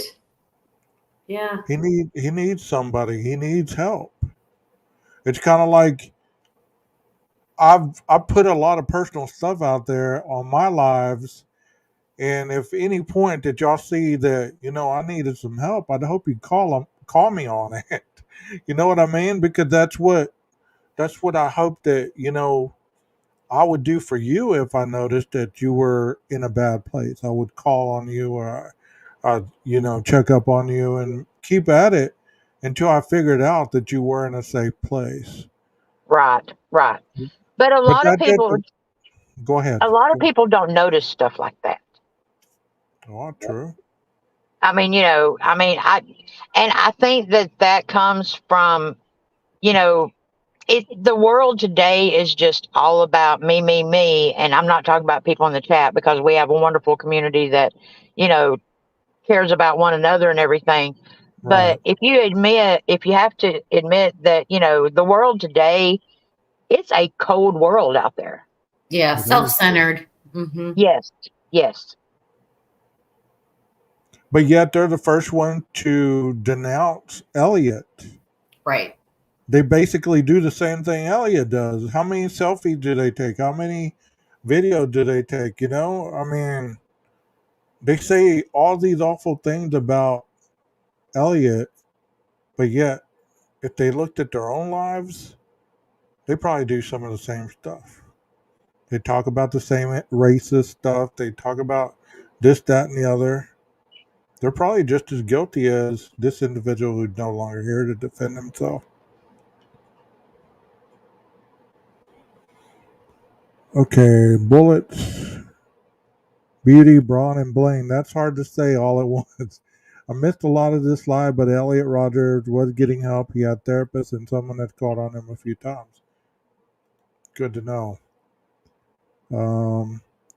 We're not talking about that case in here. Come on, we're talking about Elliott Rodgers right now. I do have to say, when he talked about the Alpha Phi sorority, though, I was like, ooh. Yeah, I mean, it's hard not to incorporate it in that other case. Yeah. But I want to take a break from that case because as I was listening, as I was listening to Elliott read his own manifesto, it was just jumping out at me. It was jumping out the similarities. Not saying that other person is just like this person, because there's not a lot of similarities, but there are some similarities. You know, and you wonder how come there's so much hatred toward the Greek life by serial killers. Mm-hmm. That's the question that needs to be asked. How come that's a targeted area for killings? Because there's been more than one that does it. Any speculation? I think it's because they portray this perfect life and they have what I don't have, exactly the kinds of things he talked about. Okay. Nina? You and Jeff are having a convo. I get it. Damn it, Jeff. How dare you distract my panel member? I'm going to block you like I blocked somebody else. No, I'm just kidding, but... Oh, heck, I'm talking away and I'm just muted as heck. Oh. I was actually talking. Were you? Okay, yes, there you go. but I was muted. But I always mute afterwards. The thing about it, as far as like Greek row and stuff like that, if you think about it, you know, they may be the nicest people ever and everything, but when you think of sororities and fraternities, you think of the snooty, high class, better than thou, you know, the people that we don't like to like. You know what I'm saying? And so I think in some way, you know, those kind of people, and I'm not talking all of them, but I'm talking some of them are snooty buttholes, you know. But I think that that's how they become a target sometimes, is just from the reputation of being better than thou. Yeah. I mean, I get that. But isn't that everybody in corporate America? Isn't that Bill Gates, Elon Musk? I mean, if we're Well, really they going don't go to... shooting up the strip bars. They go shooting up the big businesses. So, you know. There's been some strip clubs that have been... There was a killer that shot up a club in Atlanta, I think. I can't even remember his name. But he shot up a club in Atlanta. It was an LGBTQ Yeah, I club. know the one in Florida that got shot up. Yeah, maybe that's it. Maybe that's Yeah. it. Yeah. Okay. Orlando. But Thank you. again, look at that. You know, it was LGBTQIA, you know. And so, you know, it's anybody that doesn't fit in what you feel You know, if you're better than me, if you're gay, if you're black, if you're, you know, if I don't agree with that, then that's what I'm going to go shoot up.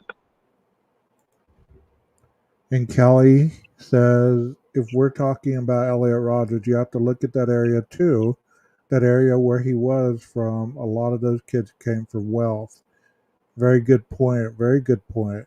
And you're right about that. I mean, but to an extent, he had money too, or his parents had a little bit of money. He wasn't wealthy, but I mean, I don't know anybody who is broke that can walk on a red carpet. I mean, go to all these premieres. I don't know anybody that's broke that wears $300 sunglasses.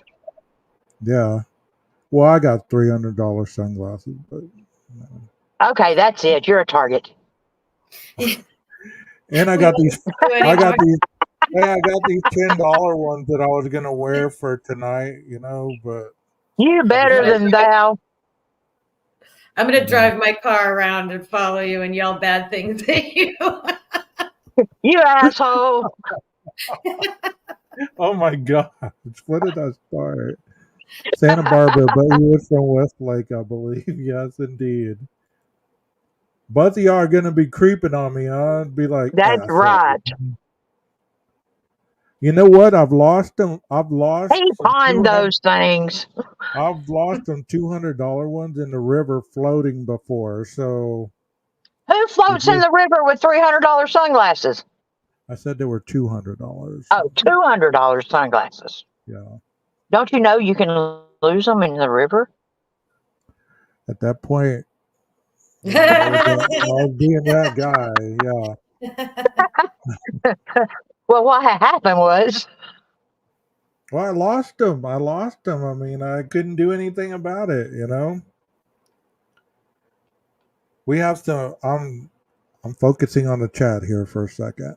He thought by having the money, the clothes, and the car that would get the girl, but almost every girl in that area already had that. Good point. Exactly. Good point. So, if you have what I have, I don't notice you because you don't have anything to offer. Great point. Great point. Great point. I would still be crying. I'd be crying if I spent that money. If I was rich, I would not buy $200 sunglasses, purses, or shoes. I can think of so much other things. Now, see, I agree with that, but then I sit there and think, but if I was rich, would I still think that? I lost my sunglasses in the lake after a big storm. Later that month, we found them. Yes, tell Lake Erie. Oh, I'm by Lake Erie, Heather. That's funny. I'm not a girly girl. I hate purses and uncomfortable clothes. Okay. I like deception. Deception, I don't even own a purse. 12 gauge, I have a weakness for high dollar sunglasses too. Well, I mean, I did until I lost them. And then I was like, nah, I'll just go to Walmart and give me some of these, you know? $20 ones are just as good. I actually have a shoe fetish. I mean, I would always buy in twos. So, like in the store, this one looked good, this one looked good. I can't decide whichever. So I'm going to buy them both, bring them home. So, yeah.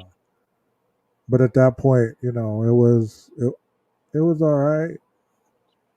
Now I'm in recovery for that. I haven't bought a pair of shoes in a while. You know. He was very much like the other person we're not talking about. They weren't bad looking or anything, but it's the way they interact with people. Okay. So let's talk about do you believe bullets, beauty, brawn, and bling that Elliot was socially awkward? Well, yeah. He was more than socially awkward. I mean, the problem that I saw was he didn't reach out to a girl. I mean, really, if you think about it, he never got rejected because he never did anything to get rejected. He thought they were supposed to just fly into him. Quad B. I'm going to call you Quad B. There you go. You're right about that. I mean, how can you be rejected if you never reach out? Right. But he was so insecure of himself that he wouldn't put that first foot, and he was already borrowing trouble by saying he was rejected when he wasn't even rejected. And I think that's the kind of thing that maybe if he was getting counseling, that he could have got help with that type of social behaviors, right? Can't you could at least try to talk, give some strategies to try and stuff like that. Yeah. Yeah, we could send him to gigolo school or something. Yeah. Like I said, join a club. Yeah, join a club, dude. Join a club. I bet the How girl to that approach eliminated girls. on from his computer screen never rejected him, never needed him. But you know what's different too is he started being repulsed by the thing he wanted the most. Yes, that is the whole incel movement. I mean, the whole subculture, for an incel is the hatred of what they want the most. Right. It's like, how come he couldn't overcome that? What was keeping him from saying, okay, maybe I want this type of girl, but this girl at the library seems to look at me and smile. How come I can't just go and talk to her and at least practice my approach? Lower his standards? I thought that too, That's honestly. unacceptable. I mean, he was supposed Well, to have. he didn't want that. He did. It was all or nothing. But that's what I'm saying is part of his mental illness was, number one, the entitlement. If he's entitled to win the lottery, then he is entitled to the blonde American girl. Yeah. And he will accept no less. Well, he did have guy friends until they started getting girlfriends. Yeah, until he found Then they out he would was the piss him only off. virgin in the bunch. And then that would make him mad and he'd quit talking to him. Exactly. Especially if they started talking about getting what he wanted, he's like, Well, think about it. Do you really want to sit around with a bunch of guys talking about, hey, guess what I did last night? And you're sitting there a virgin and don't have a clue what they're talking about? Sorry. I'm sorry. I'm laughing at this comment. I was wondering where you were at. So he just didn't want to get laid? He wanted to get laid, but he was afraid to get laid. There you go. Other guys would be like, your girlfriend got a friend for me? Exactly. I mean, sometimes you got to take one for the team, bro. But the thing about it is a lot of people put his dad down because I think his dad made a statement about he was going to get him a prostitute, right? Yeah. Yeah. And a lot of people are like, why would you ever go and get your son a prostitute? That's what was driving him crazy, was he wanted to get laid. So in his dad's, the way he was understanding it, he didn't know about an incel or any kind of mental thing like that. So he just thought his son needed laid. If I get him a prostitute, I can fix him. Nina, he had a nanny. Okay, the nanny was probably too old. You got to start somewhere, Nina. It doesn't matter. At one point, if your fixation, and I'm not being scientific right now, this is just me being a guy. Right back. Okay. And you just got to start somewhere. If that's your fixation, you have to start somewhere. Right, I understand that. But when you are Elliott Rodger and you're entitled, you're not going to do the nanny. You're waiting on that blonde American girl.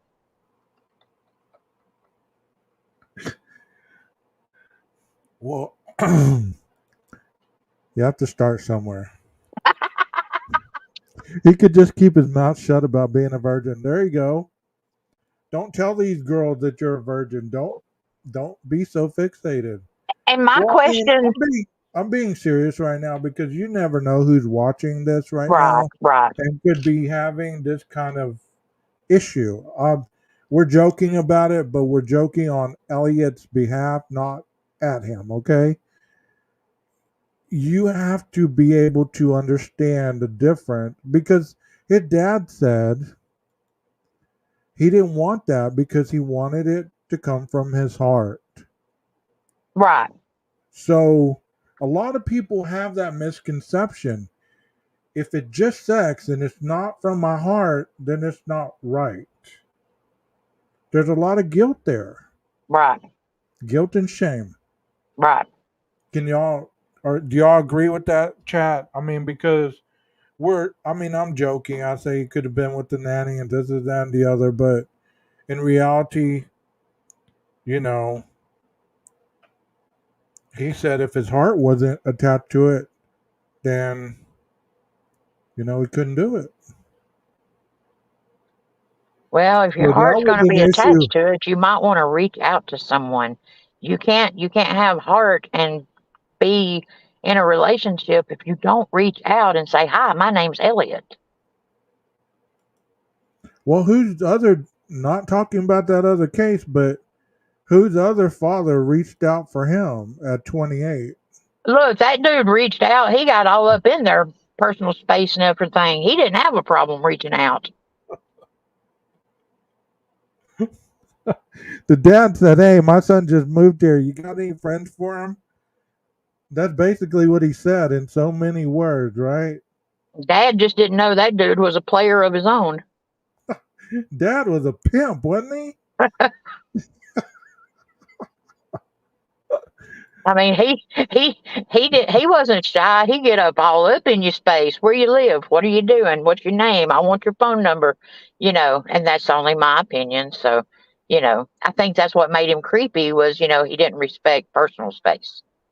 Right. And I mean, maybe that's how dad lost his, Maybe dad learned it like that. Maybe he didn't learn the right way until later on in life, so that's what he pushed off on Elliot. Right. Because a lot of cultures, it seemed like dad had an accent. So maybe in that culture, that's how you become a man, not the American way, but other ways. Yeah, dad was But looking for on some another family. note, if y'all are ever curious, look up Elliot's brother.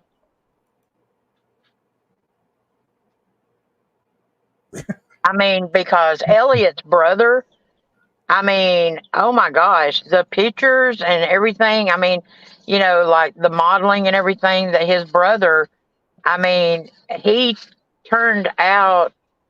I'm not going to say he's an incel because he's probably not, but you can see some of the same characteristics in like the way that he models and stuff like that, from Elliot. I've never seen that. Let's see, what's his name? Elliot's brother. Yes. Was that Jazz? Is that the one that was Yeah, Jazz? yeah, that's his name, Jazz. Jazz Rogers? Yeah. And that's the thing about it is when I researched him, I was like, oh my gosh, because it's all about looks, it's all about modeling, and who's right there teaching him and coaching him is the stepmom. Does he have girlfriends or boyfriends? You don't know anything about his personal life. It's all about his looks. And he's a professional model? Yeah.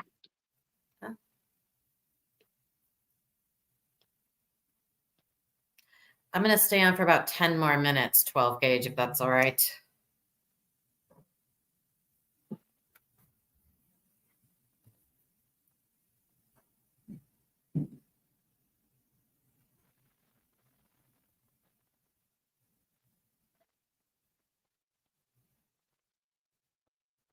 Uh-oh, muted. Damn it.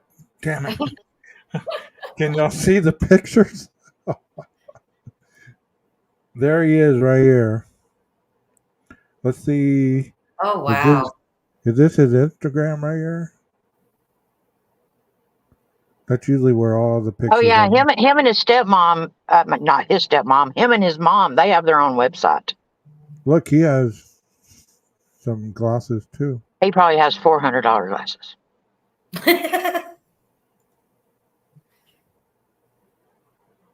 That's his brother. Wow. Yeah. That's the brother that he didn't want to grow up to have the life that he could have. Because because he could end up being better than Elliott was. Right. Wow. Yep.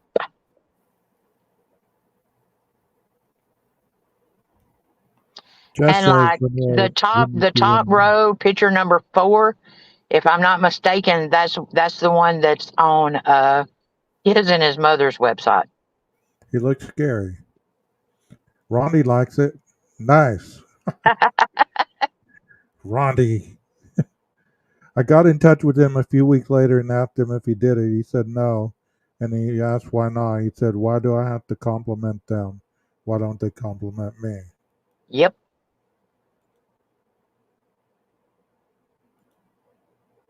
At that stage, I realized he was very troubled. You know what's interesting too, and I thought this from the beginning, since we're not talking about that other case, they found a book that had an underlining of 118. I was wondering if it kind of went with the manifesto. Some pixie See, looks that nice, was my first and thought was the some looks icky. manifesto. Yeah. But then I sat there and I went, that's not a book. Does it have that many pages? 137. Wow. Lack of testosterone. What? There were some messed up values for sure. Why would you say that? Because he looked kind of... I mean, he just looks like a very good-skinned kid. He has good skin. I mean, look. Yeah, he looks like a sissy. Hey, he has bushy eyebrows. Oh, no. See how we got to bring that other freaking case into this? Here's an older picture. Oh, wow. Yep. Do you see one of the stepmom? Is that her? Let's see. This is Elliott. Yeah, I think the stepmom's in picture number 2. And then the picture, see where he's in between the 2 windows? That's them overseas. That's the stepmom? I think so, yeah. I'm on my phone, so that's a little bitty picture for an old lady. Well, he has his shades on right there. But he didn't call them shades. He called them what? Sunglasses? Yeah. $400 is sunglasses. They're not shades. Wow. Okie grannies. It takes balls to reach out to pretty girls. That's right. And when you got that kind of insecurity, you just resent them and go on about your business and get madder and madder. But really, I mean, I've heard women say this, and I'm just quoting what I've heard throughout my lifetime, is, pretty girls don't really know that they're pretty. Shit. I mean, shoot. I'm not saying all, okay? I'm saying the ones that I've talked to, they usually get made fun of because they're skinnier. They have this and that and all that. I mean,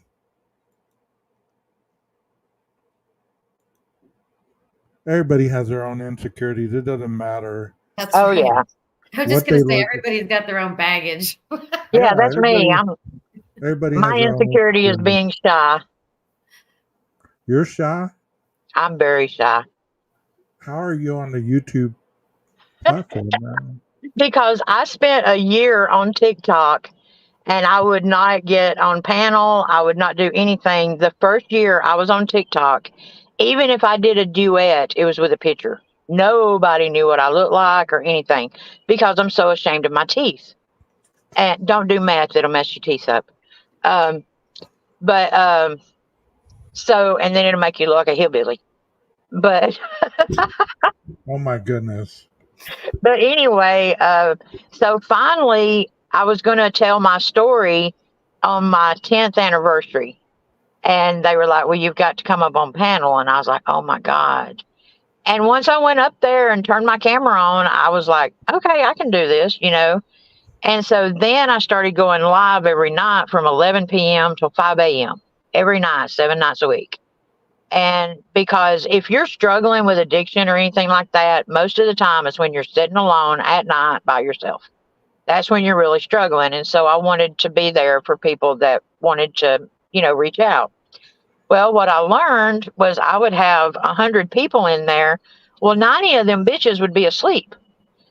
And I'm like, okay, I'm getting a complex now. I mean, and so then come to find out, they were like, no, I feel secure in here. And when I can't sleep, I put you on my pillow and I lay there and listen and I fall asleep. And I was like, well, that's just sort of sweet. So, I guess going live every night for 7 nights a week, I just got out of my head and realized that I'm me and that's who I am. That's the reason before I go on somebody's panel, I'm like, look, y'all don't know what will come out of my mouth. I just say how I feel. I'm me, and you can't put constraints on me or it won't work. Yeah. This statement right here, I made a statement like this the other day as well. 7th and 8th grade was awful. Those were some bad times. I don't know if y'all remember it, but going into junior high, it was like the pecking order just kind of, everybody clicked together just to make themselves stronger. It was terrible. 12 gauge, when you tell a pretty girl they're pretty, usually they will say, no, I'm not. Or they're conceited and say, I know. Yeah, that's true. Or they'll say, "Aw, you're so kind." Shoot, if I was that pretty, I'd say, bitch, I know. Thank you. But you know what? Internal, and I'm not trying to be cliche-ish here, but internal beauty and smarts, those go a long more ways than the beauty. Thank goodness, because that's the only thing that saves me. Because you know what? In time, gravity is nobody's friend. I don't care. Exactly. I don't care what people say. All the Botox in the world and all this and that and the other, eventually everything's gonna disintegrate. Wow, Callie, you got jumped twice? That's terrible. I talked to those kids about how weak that was today, about having to gang up on somebody in order to feel strong. That's terrible that happened to you. I hope that you were okay afterwards. I mean, that's traumatizing.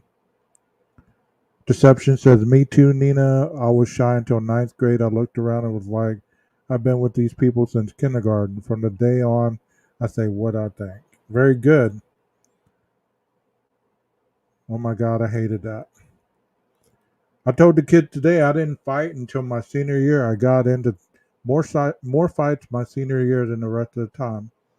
And they asked me why, and I said, I don't know. I guess I was out the door. On my way out the door, I didn't care. What are they going to do? Add an extra year? What were they going to do to me? So, I just kind of asserted my dominance, but it is what it is. I don't even know why I'm sharing stuff I'm sharing. I'm like, what is wrong with you? You have panel guests here. Keep it together. Anyways, so with Elliot Rodger, all the insecurities that he would say on his videos, and his father really didn't address any. I mean, I know he was on national TV and everything, but he didn't address any of those insecurities, really. I saw a comment earlier. Somebody said that his dad was making excuses for him. Did y'all hear the same thing? No, I didn't.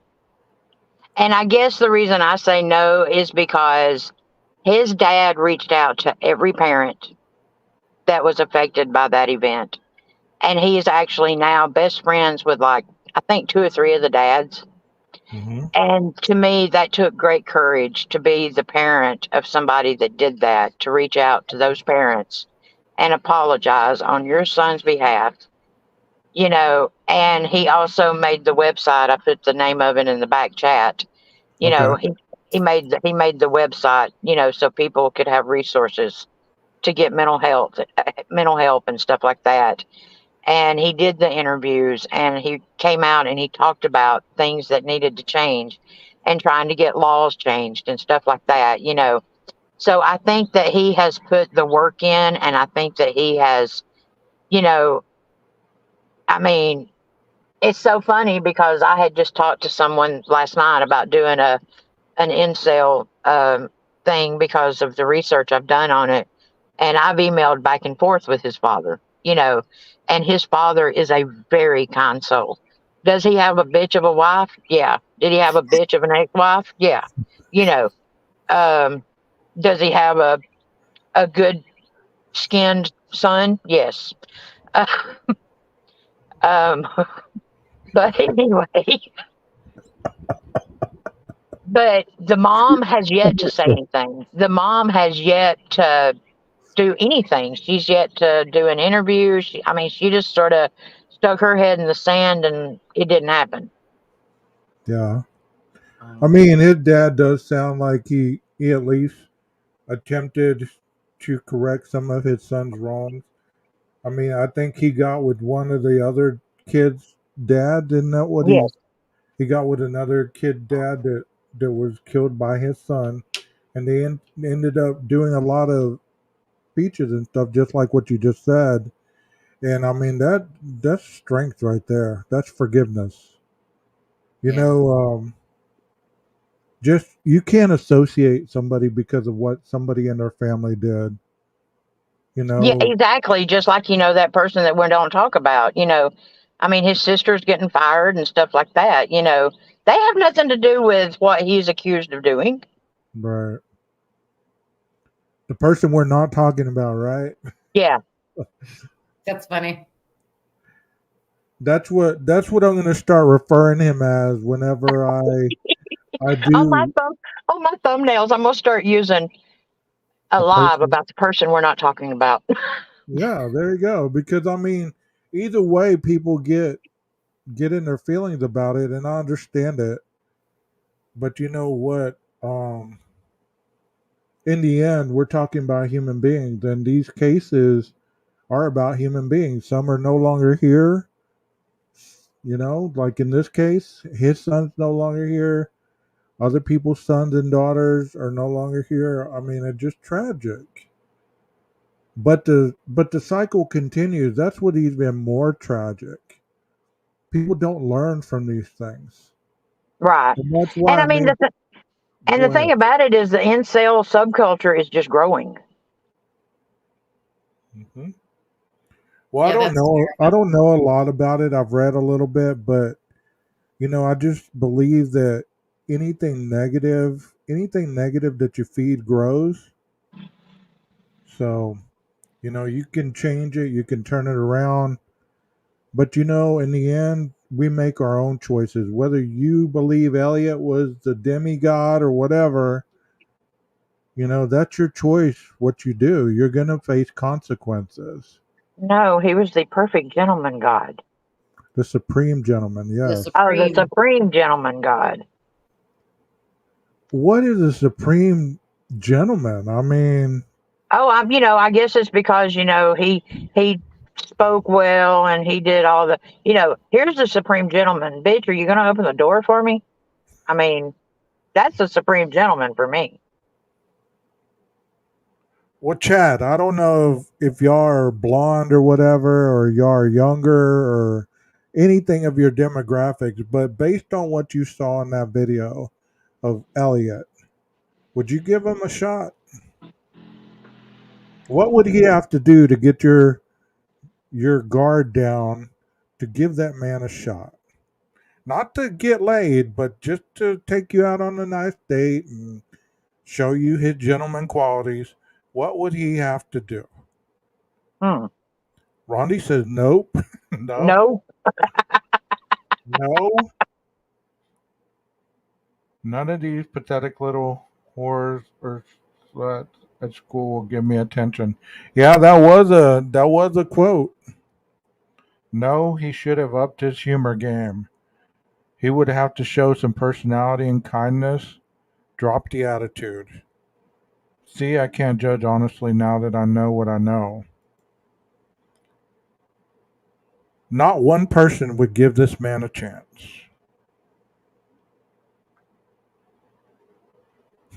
Well, there is that Oh, you're talking about yourself, Sigma.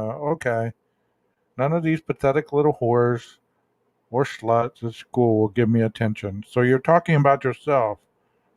Okay, Is somebody deflecting? I think so. He would have hated me. I'm native. I mean, we also would not know he was there if he stayed. Stupid updates. Um, if he stayed where? Oh, in the car. Yeah, he would have hated me for sure, says Heather.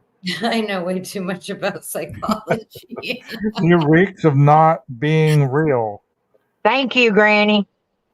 I know way too much about psychology to say I would ever give him a chance, ever, says Thank you, Kelly. Dime.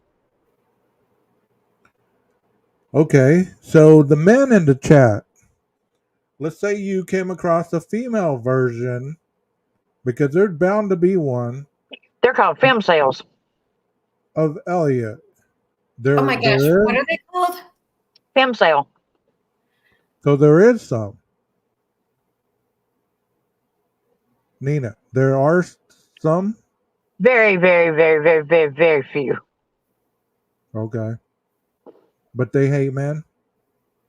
They hate and that's the thing about it is they hate everything. They hate everybody. They hate the world. They hate everything. Hmm. So And it's just not the men, the women, none of that. what was funny was when I found out that there was gay incels. I was like, I got to read about that. Nina speaks for herself on this. The views. I am not an incel. I can get a woman. No, I'm just saying the views and thoughts are not expressed by this channel. The guests on this show do not reflect the host's opinion. There you go. There you go. Nina needs to come with a warning. Hey, 12 gauge, thank you for having me on, but I gotta go.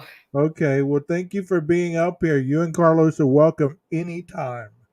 Thank you Just come so in the much. chat and let me know you want to come up on panel, and I'll let you come on up. Okay. Appreciate it. Bye, everybody. All right. Bye. All right, Nina. Yes. Says, nothing said here was ever verified. That's right. What's here stays here. There's not a million other people out there watching on YouTube. Okay. Bullets, Beauty, Brown, and Bling, Quad B says, I think the current case was more of a Rex in the making versus an Elliot. I think you're probably right. I don't see enough of. Yeah, maybe we need to put that across the screen. But I agree with you, Quad B. There was some similarities, but there's not enough for there to be that much of the personality, the actions, because we heard today. I don't know if you were in. I'm gonna throw his channel out there, DTS Drunk Turkey Show by Howard Bloom, that he was at that pool party supposedly, and that he did get those two people's numbers. So,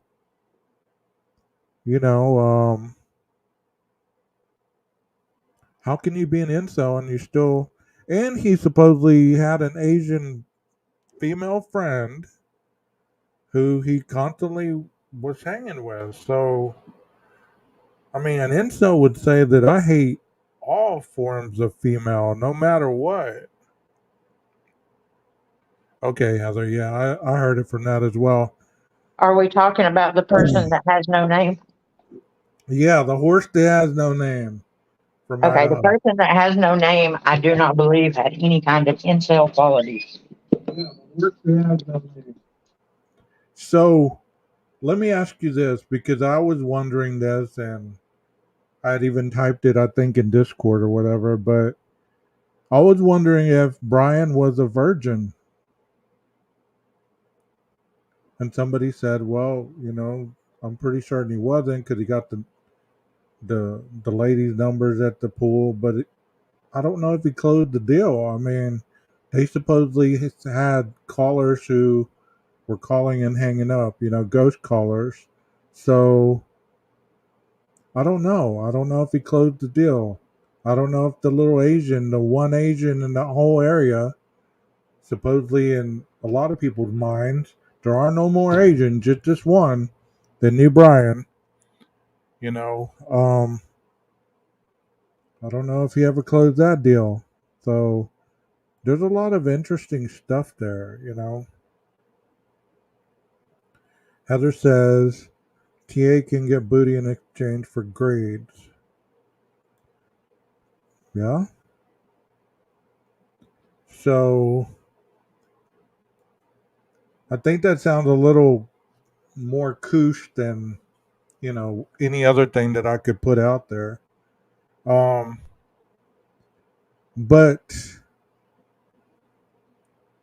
let's see what you say, Heather. I'm still waiting for you to come up on panel one night. Wonder if he closed the deal with one he installed account for. That's what I was wondering. Maybe that's why he, put it on his phone supposedly so he could replay the moment to himself. I don't know. I'm going to put something out there for you guys, and it's not inside information or anything like that. It's just my own thoughts. Do you believe in that case, in which we will not name at this time because we're not really talking about it, do you believe that there was trackers involved? I'm not talking about dogs. I'm not talking about phone trackers. I'm talking about trackers that were placed on vehicles, that were placed in people's clothing, stuff like this. And I want you to think about that for those of you that come into my channel and are into my chat, because I will be discussing this when I discuss that case that we are not naming tonight. So here's a question. That's why Ashley Banfield said he has her nudes. Whose nudes? The person's camera he installed?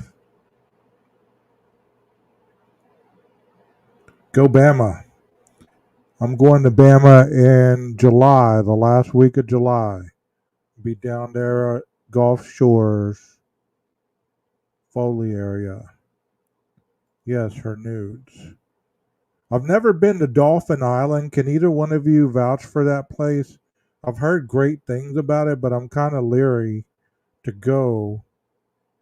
Her nodes? I'm kind of leery to go there because I don't know much about it. I've never been there. Yes, her nodes.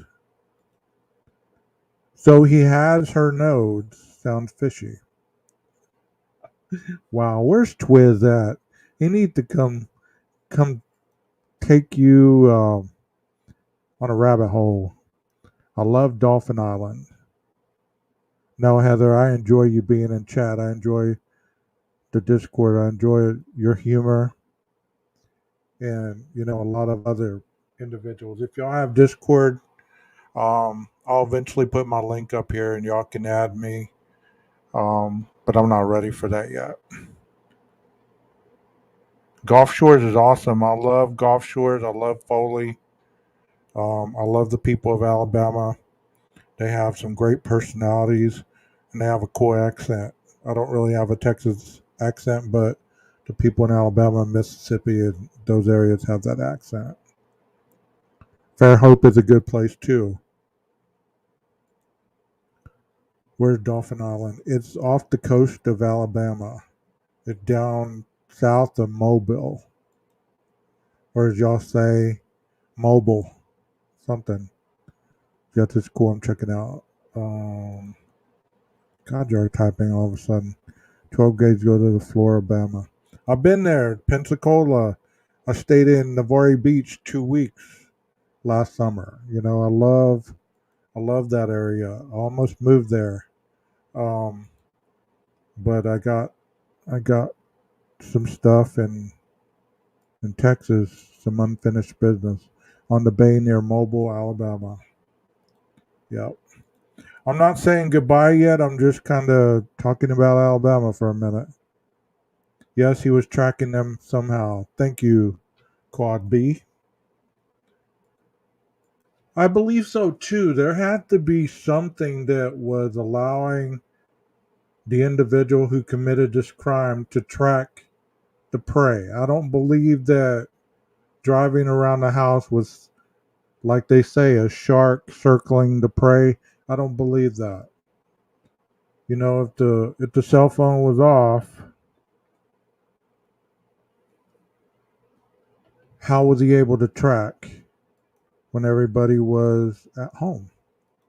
I'm still wondering what the deal is with the HVAC person came to the crime scene. I would venture out on a note there that possibly they were looking in the ducts for any kind of hidden cameras, possibly maybe some knives, maybe some clothing, maybe anything. Here's another thing that I know the answer to, but I want to know your perception on this as well. At 9:24, 9:21 in the morning, it said in the PCA that his phone pinged near the residence at 1122 King Road. What's y'all's take on that?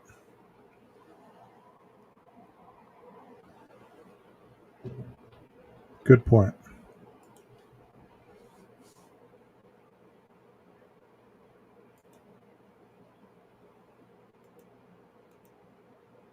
Well, if he wasn't the one, okay, because I've never said one way or the other, but I've tried to keep it neutral because that's what I believe at this point. Whoever did this, they had to have a way to track him.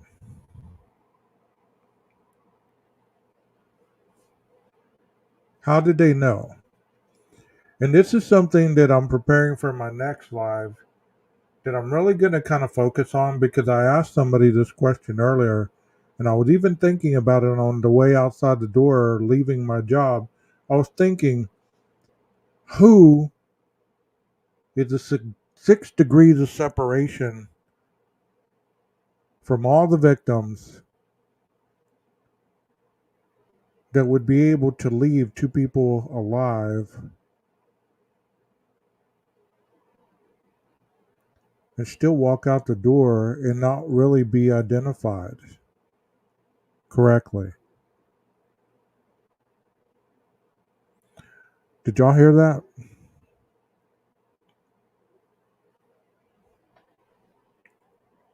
That's where I'm going in my mind on my next live a little bit. Right, you're right. The problem with law enforcement stating they know his phone connected to the tower at the time, they do not believe it was in Moscow. Yeah, I get it. Twizzle and I had a conversation on that, and what we talked about made a lot of sense. You know, that's what I'm saying. 6 degrees of separation, whether it be male or female, they had the ability to know these 4 students' routines that would be able to leave 2 people alive.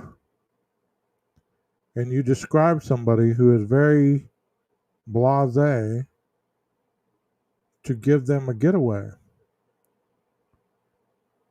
You know, was the bushy eyebrow defined as brown bushy eyebrows, black bushy eyebrows, red bushy eyebrows, auburn colored bushy eyebrows, blonde bushy eyebrows, drawn on bushy eyebrows? You know, you name it. You can go on and on and on. And I'm not trying to be funny here. I'm just trying to be scientific a little bit. I want you to think about that. And I don't want an answer. I mean, because we don't know.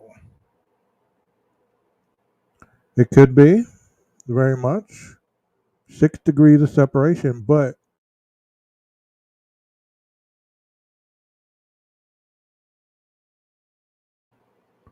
I caught it that time. If we're not going down this road anymore, we have to start thinking other directions.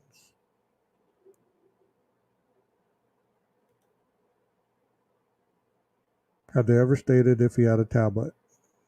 Not that I've read or even heard. So 6 degrees of separation. What person would know all the 4 people, all the 4 victims, the 2 surviving roommates, but only take out the 4, leave the 2, and be exonerated or be vindicated by the 1 that was left alive if we're not going the other direction?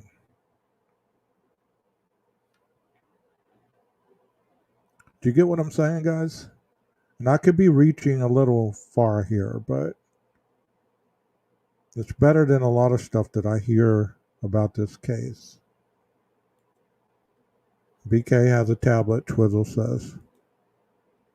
Not that's been collected and warrant returns. We know in jail he has one, Twiz. We mean not in jail. Now I want you to think about that line.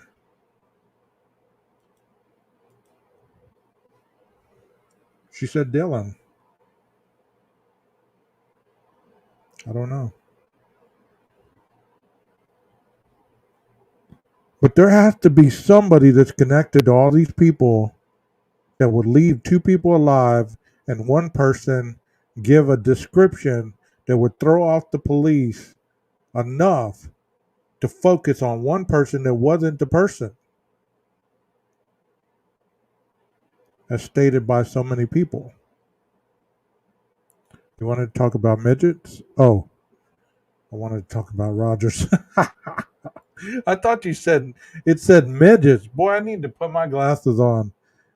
No harm to the little people. I am not making fun at all. I thought that said little people. The 921 line. Yeah, no, I don't think he went to Moscow at 9. God, I'm going to go work out. I got too much sugar in my system, I think. I'll talk about them too.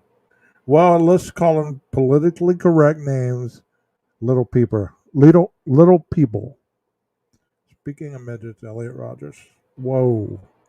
That was harsh. That was harsh, bro. How tall was he? 5'9", 5'8"? He really wasn't a midget. A little person. Baby Rogers. Jolly Rogers. I mean, I don't know, man. I was just thinking about that. That question, and I wanted to throw that out to you guys for you to start thinking about it. Maybe we can talk about it in a chat. I didn't remember seeing one on warrant return, but I know a tablet can connect if it has its own line. So we're not talking about that case, but we are. And we're not talking about that unnamed individual in this case, but we kind of are. We're kind of just skating around it a little bit. They would likely know if he had one that a tablet with service. See, I almost went down a rumor. You know how the dad said he got so close he connected to the internet or Wi-Fi service? But that would mean that you'd have to know the password. Otherwise, know somebody who knew the password, who you got it from. Was he tight with a student that went there to party, and that's how he got the intel? Because he surely wasn't hated by everybody that crossed his path. I'm sure he knew somebody that knew these people. Was he tight with somebody who knew their information, the lock keys? Or somebody else was tight with these people who went to these parties, who knew the information that needed to be known? Even if it's somebody who's not an incel, somebody that was maybe liked by everyone, who would never be suspected as a serial killer.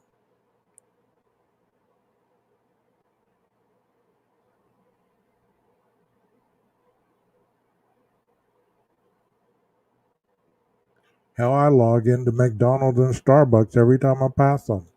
Pisses me off because it always knocks my Spotify off.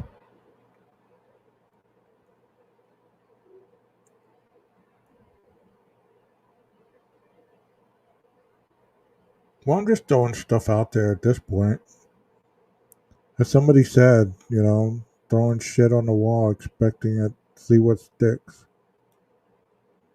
Somebody in our comment section said those weren't pants on the fire hydrant. There was something else. So I guess we got to rethink that theory. Those weren't pants. He was a petite. I don't know what that means. Usually the only time it is on is after an update. It was Superman's cape by the fire. Damn. People say BK did it too. I don't listen to what everyone says. How do we know they weren't pants by the fire hydrant? I don't know, bro. Don't attack the messenger here. I'm just telling you what my comments were saying. No need to be sorry here. Everybody's opinion is valid. We agree to disagree. This is a great thing about this chat. Is everyone's thoughts are valid. I'm not gonna, not gonna get crazy on you for thinking something. It's your mind that's thinking it. I love it. It was the U of I plumber with the wrench and the plumber jeans. Oh, Rogers was petite. Yeah, he was small. I haven't seen WSU mom Kim in here in a while. When does she come out to play? That's a good YouTube channel. That's a good YouTube channel name. All thoughts valid. Hey, we need to start an alternative band. Like, we have our own channels, but we need to have a collaboration of all creators and call it a super channel. The Respectful Guilters. Roger's biggest problem is he had low testosterone. I believe he had low self-esteem. No, I haven't seen her in a while either. That's why I was asking. She used to come into this chat sometimes, saying he needed teeth therapy. Snap that up, Jeff.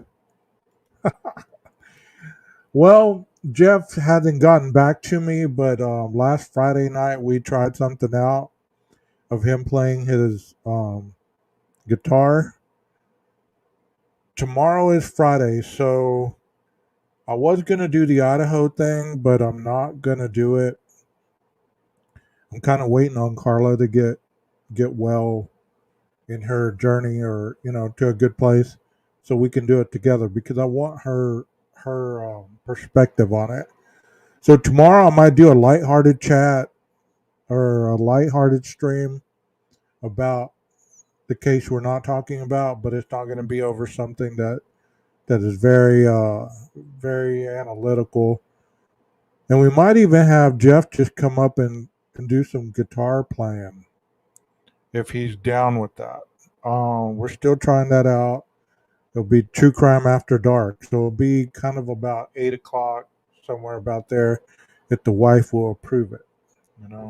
Hopefully Jeff is a good boy tomorrow, so she will say yes.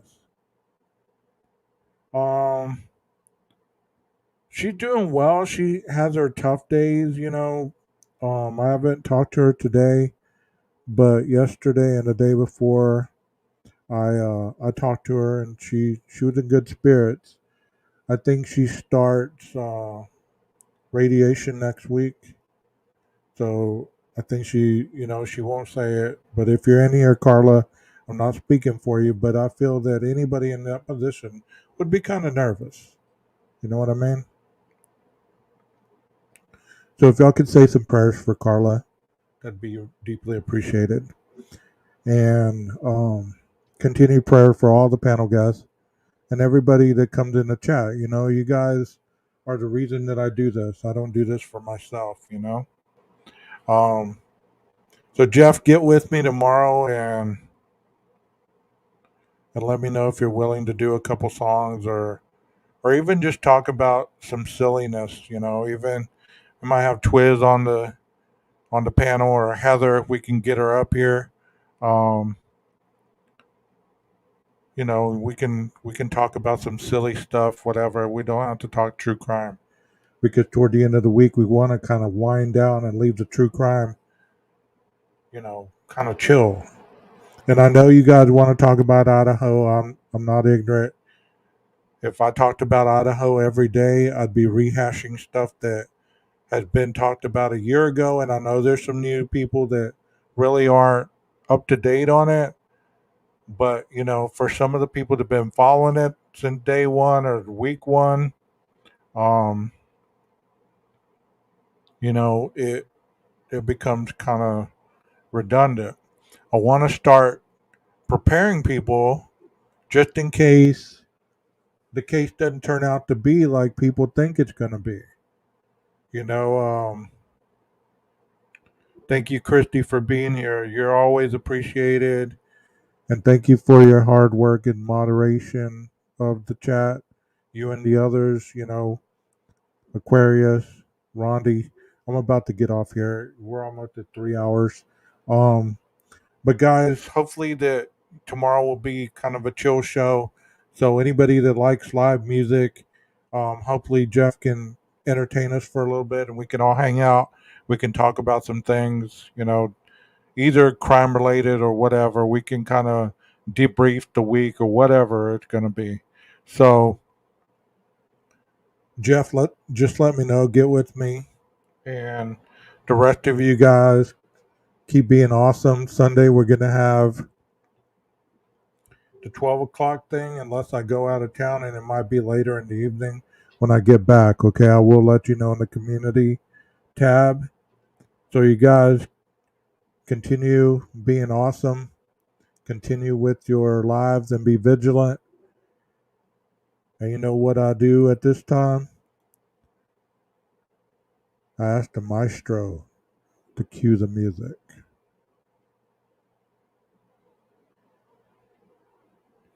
I don't even know what freaking intro I use, so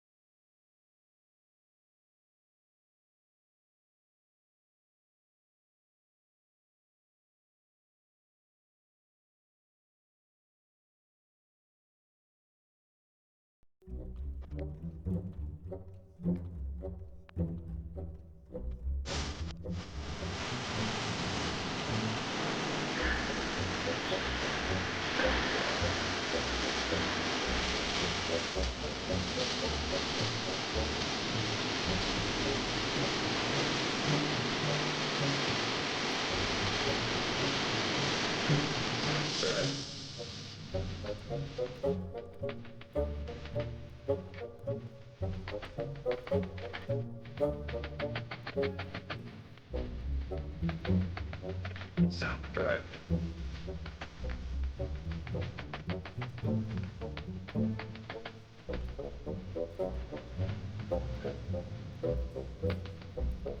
Sound drive.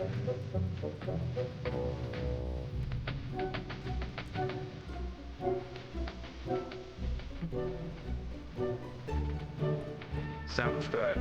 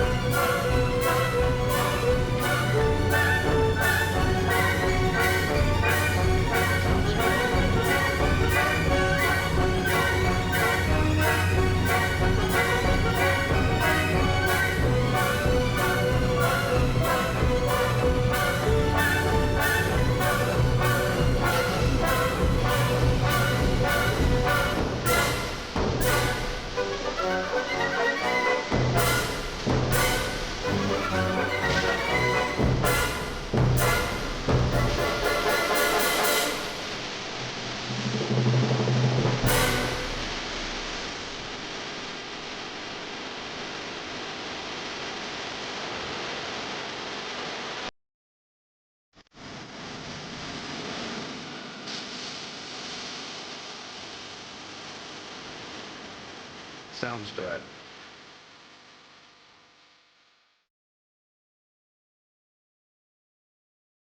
Sounds good.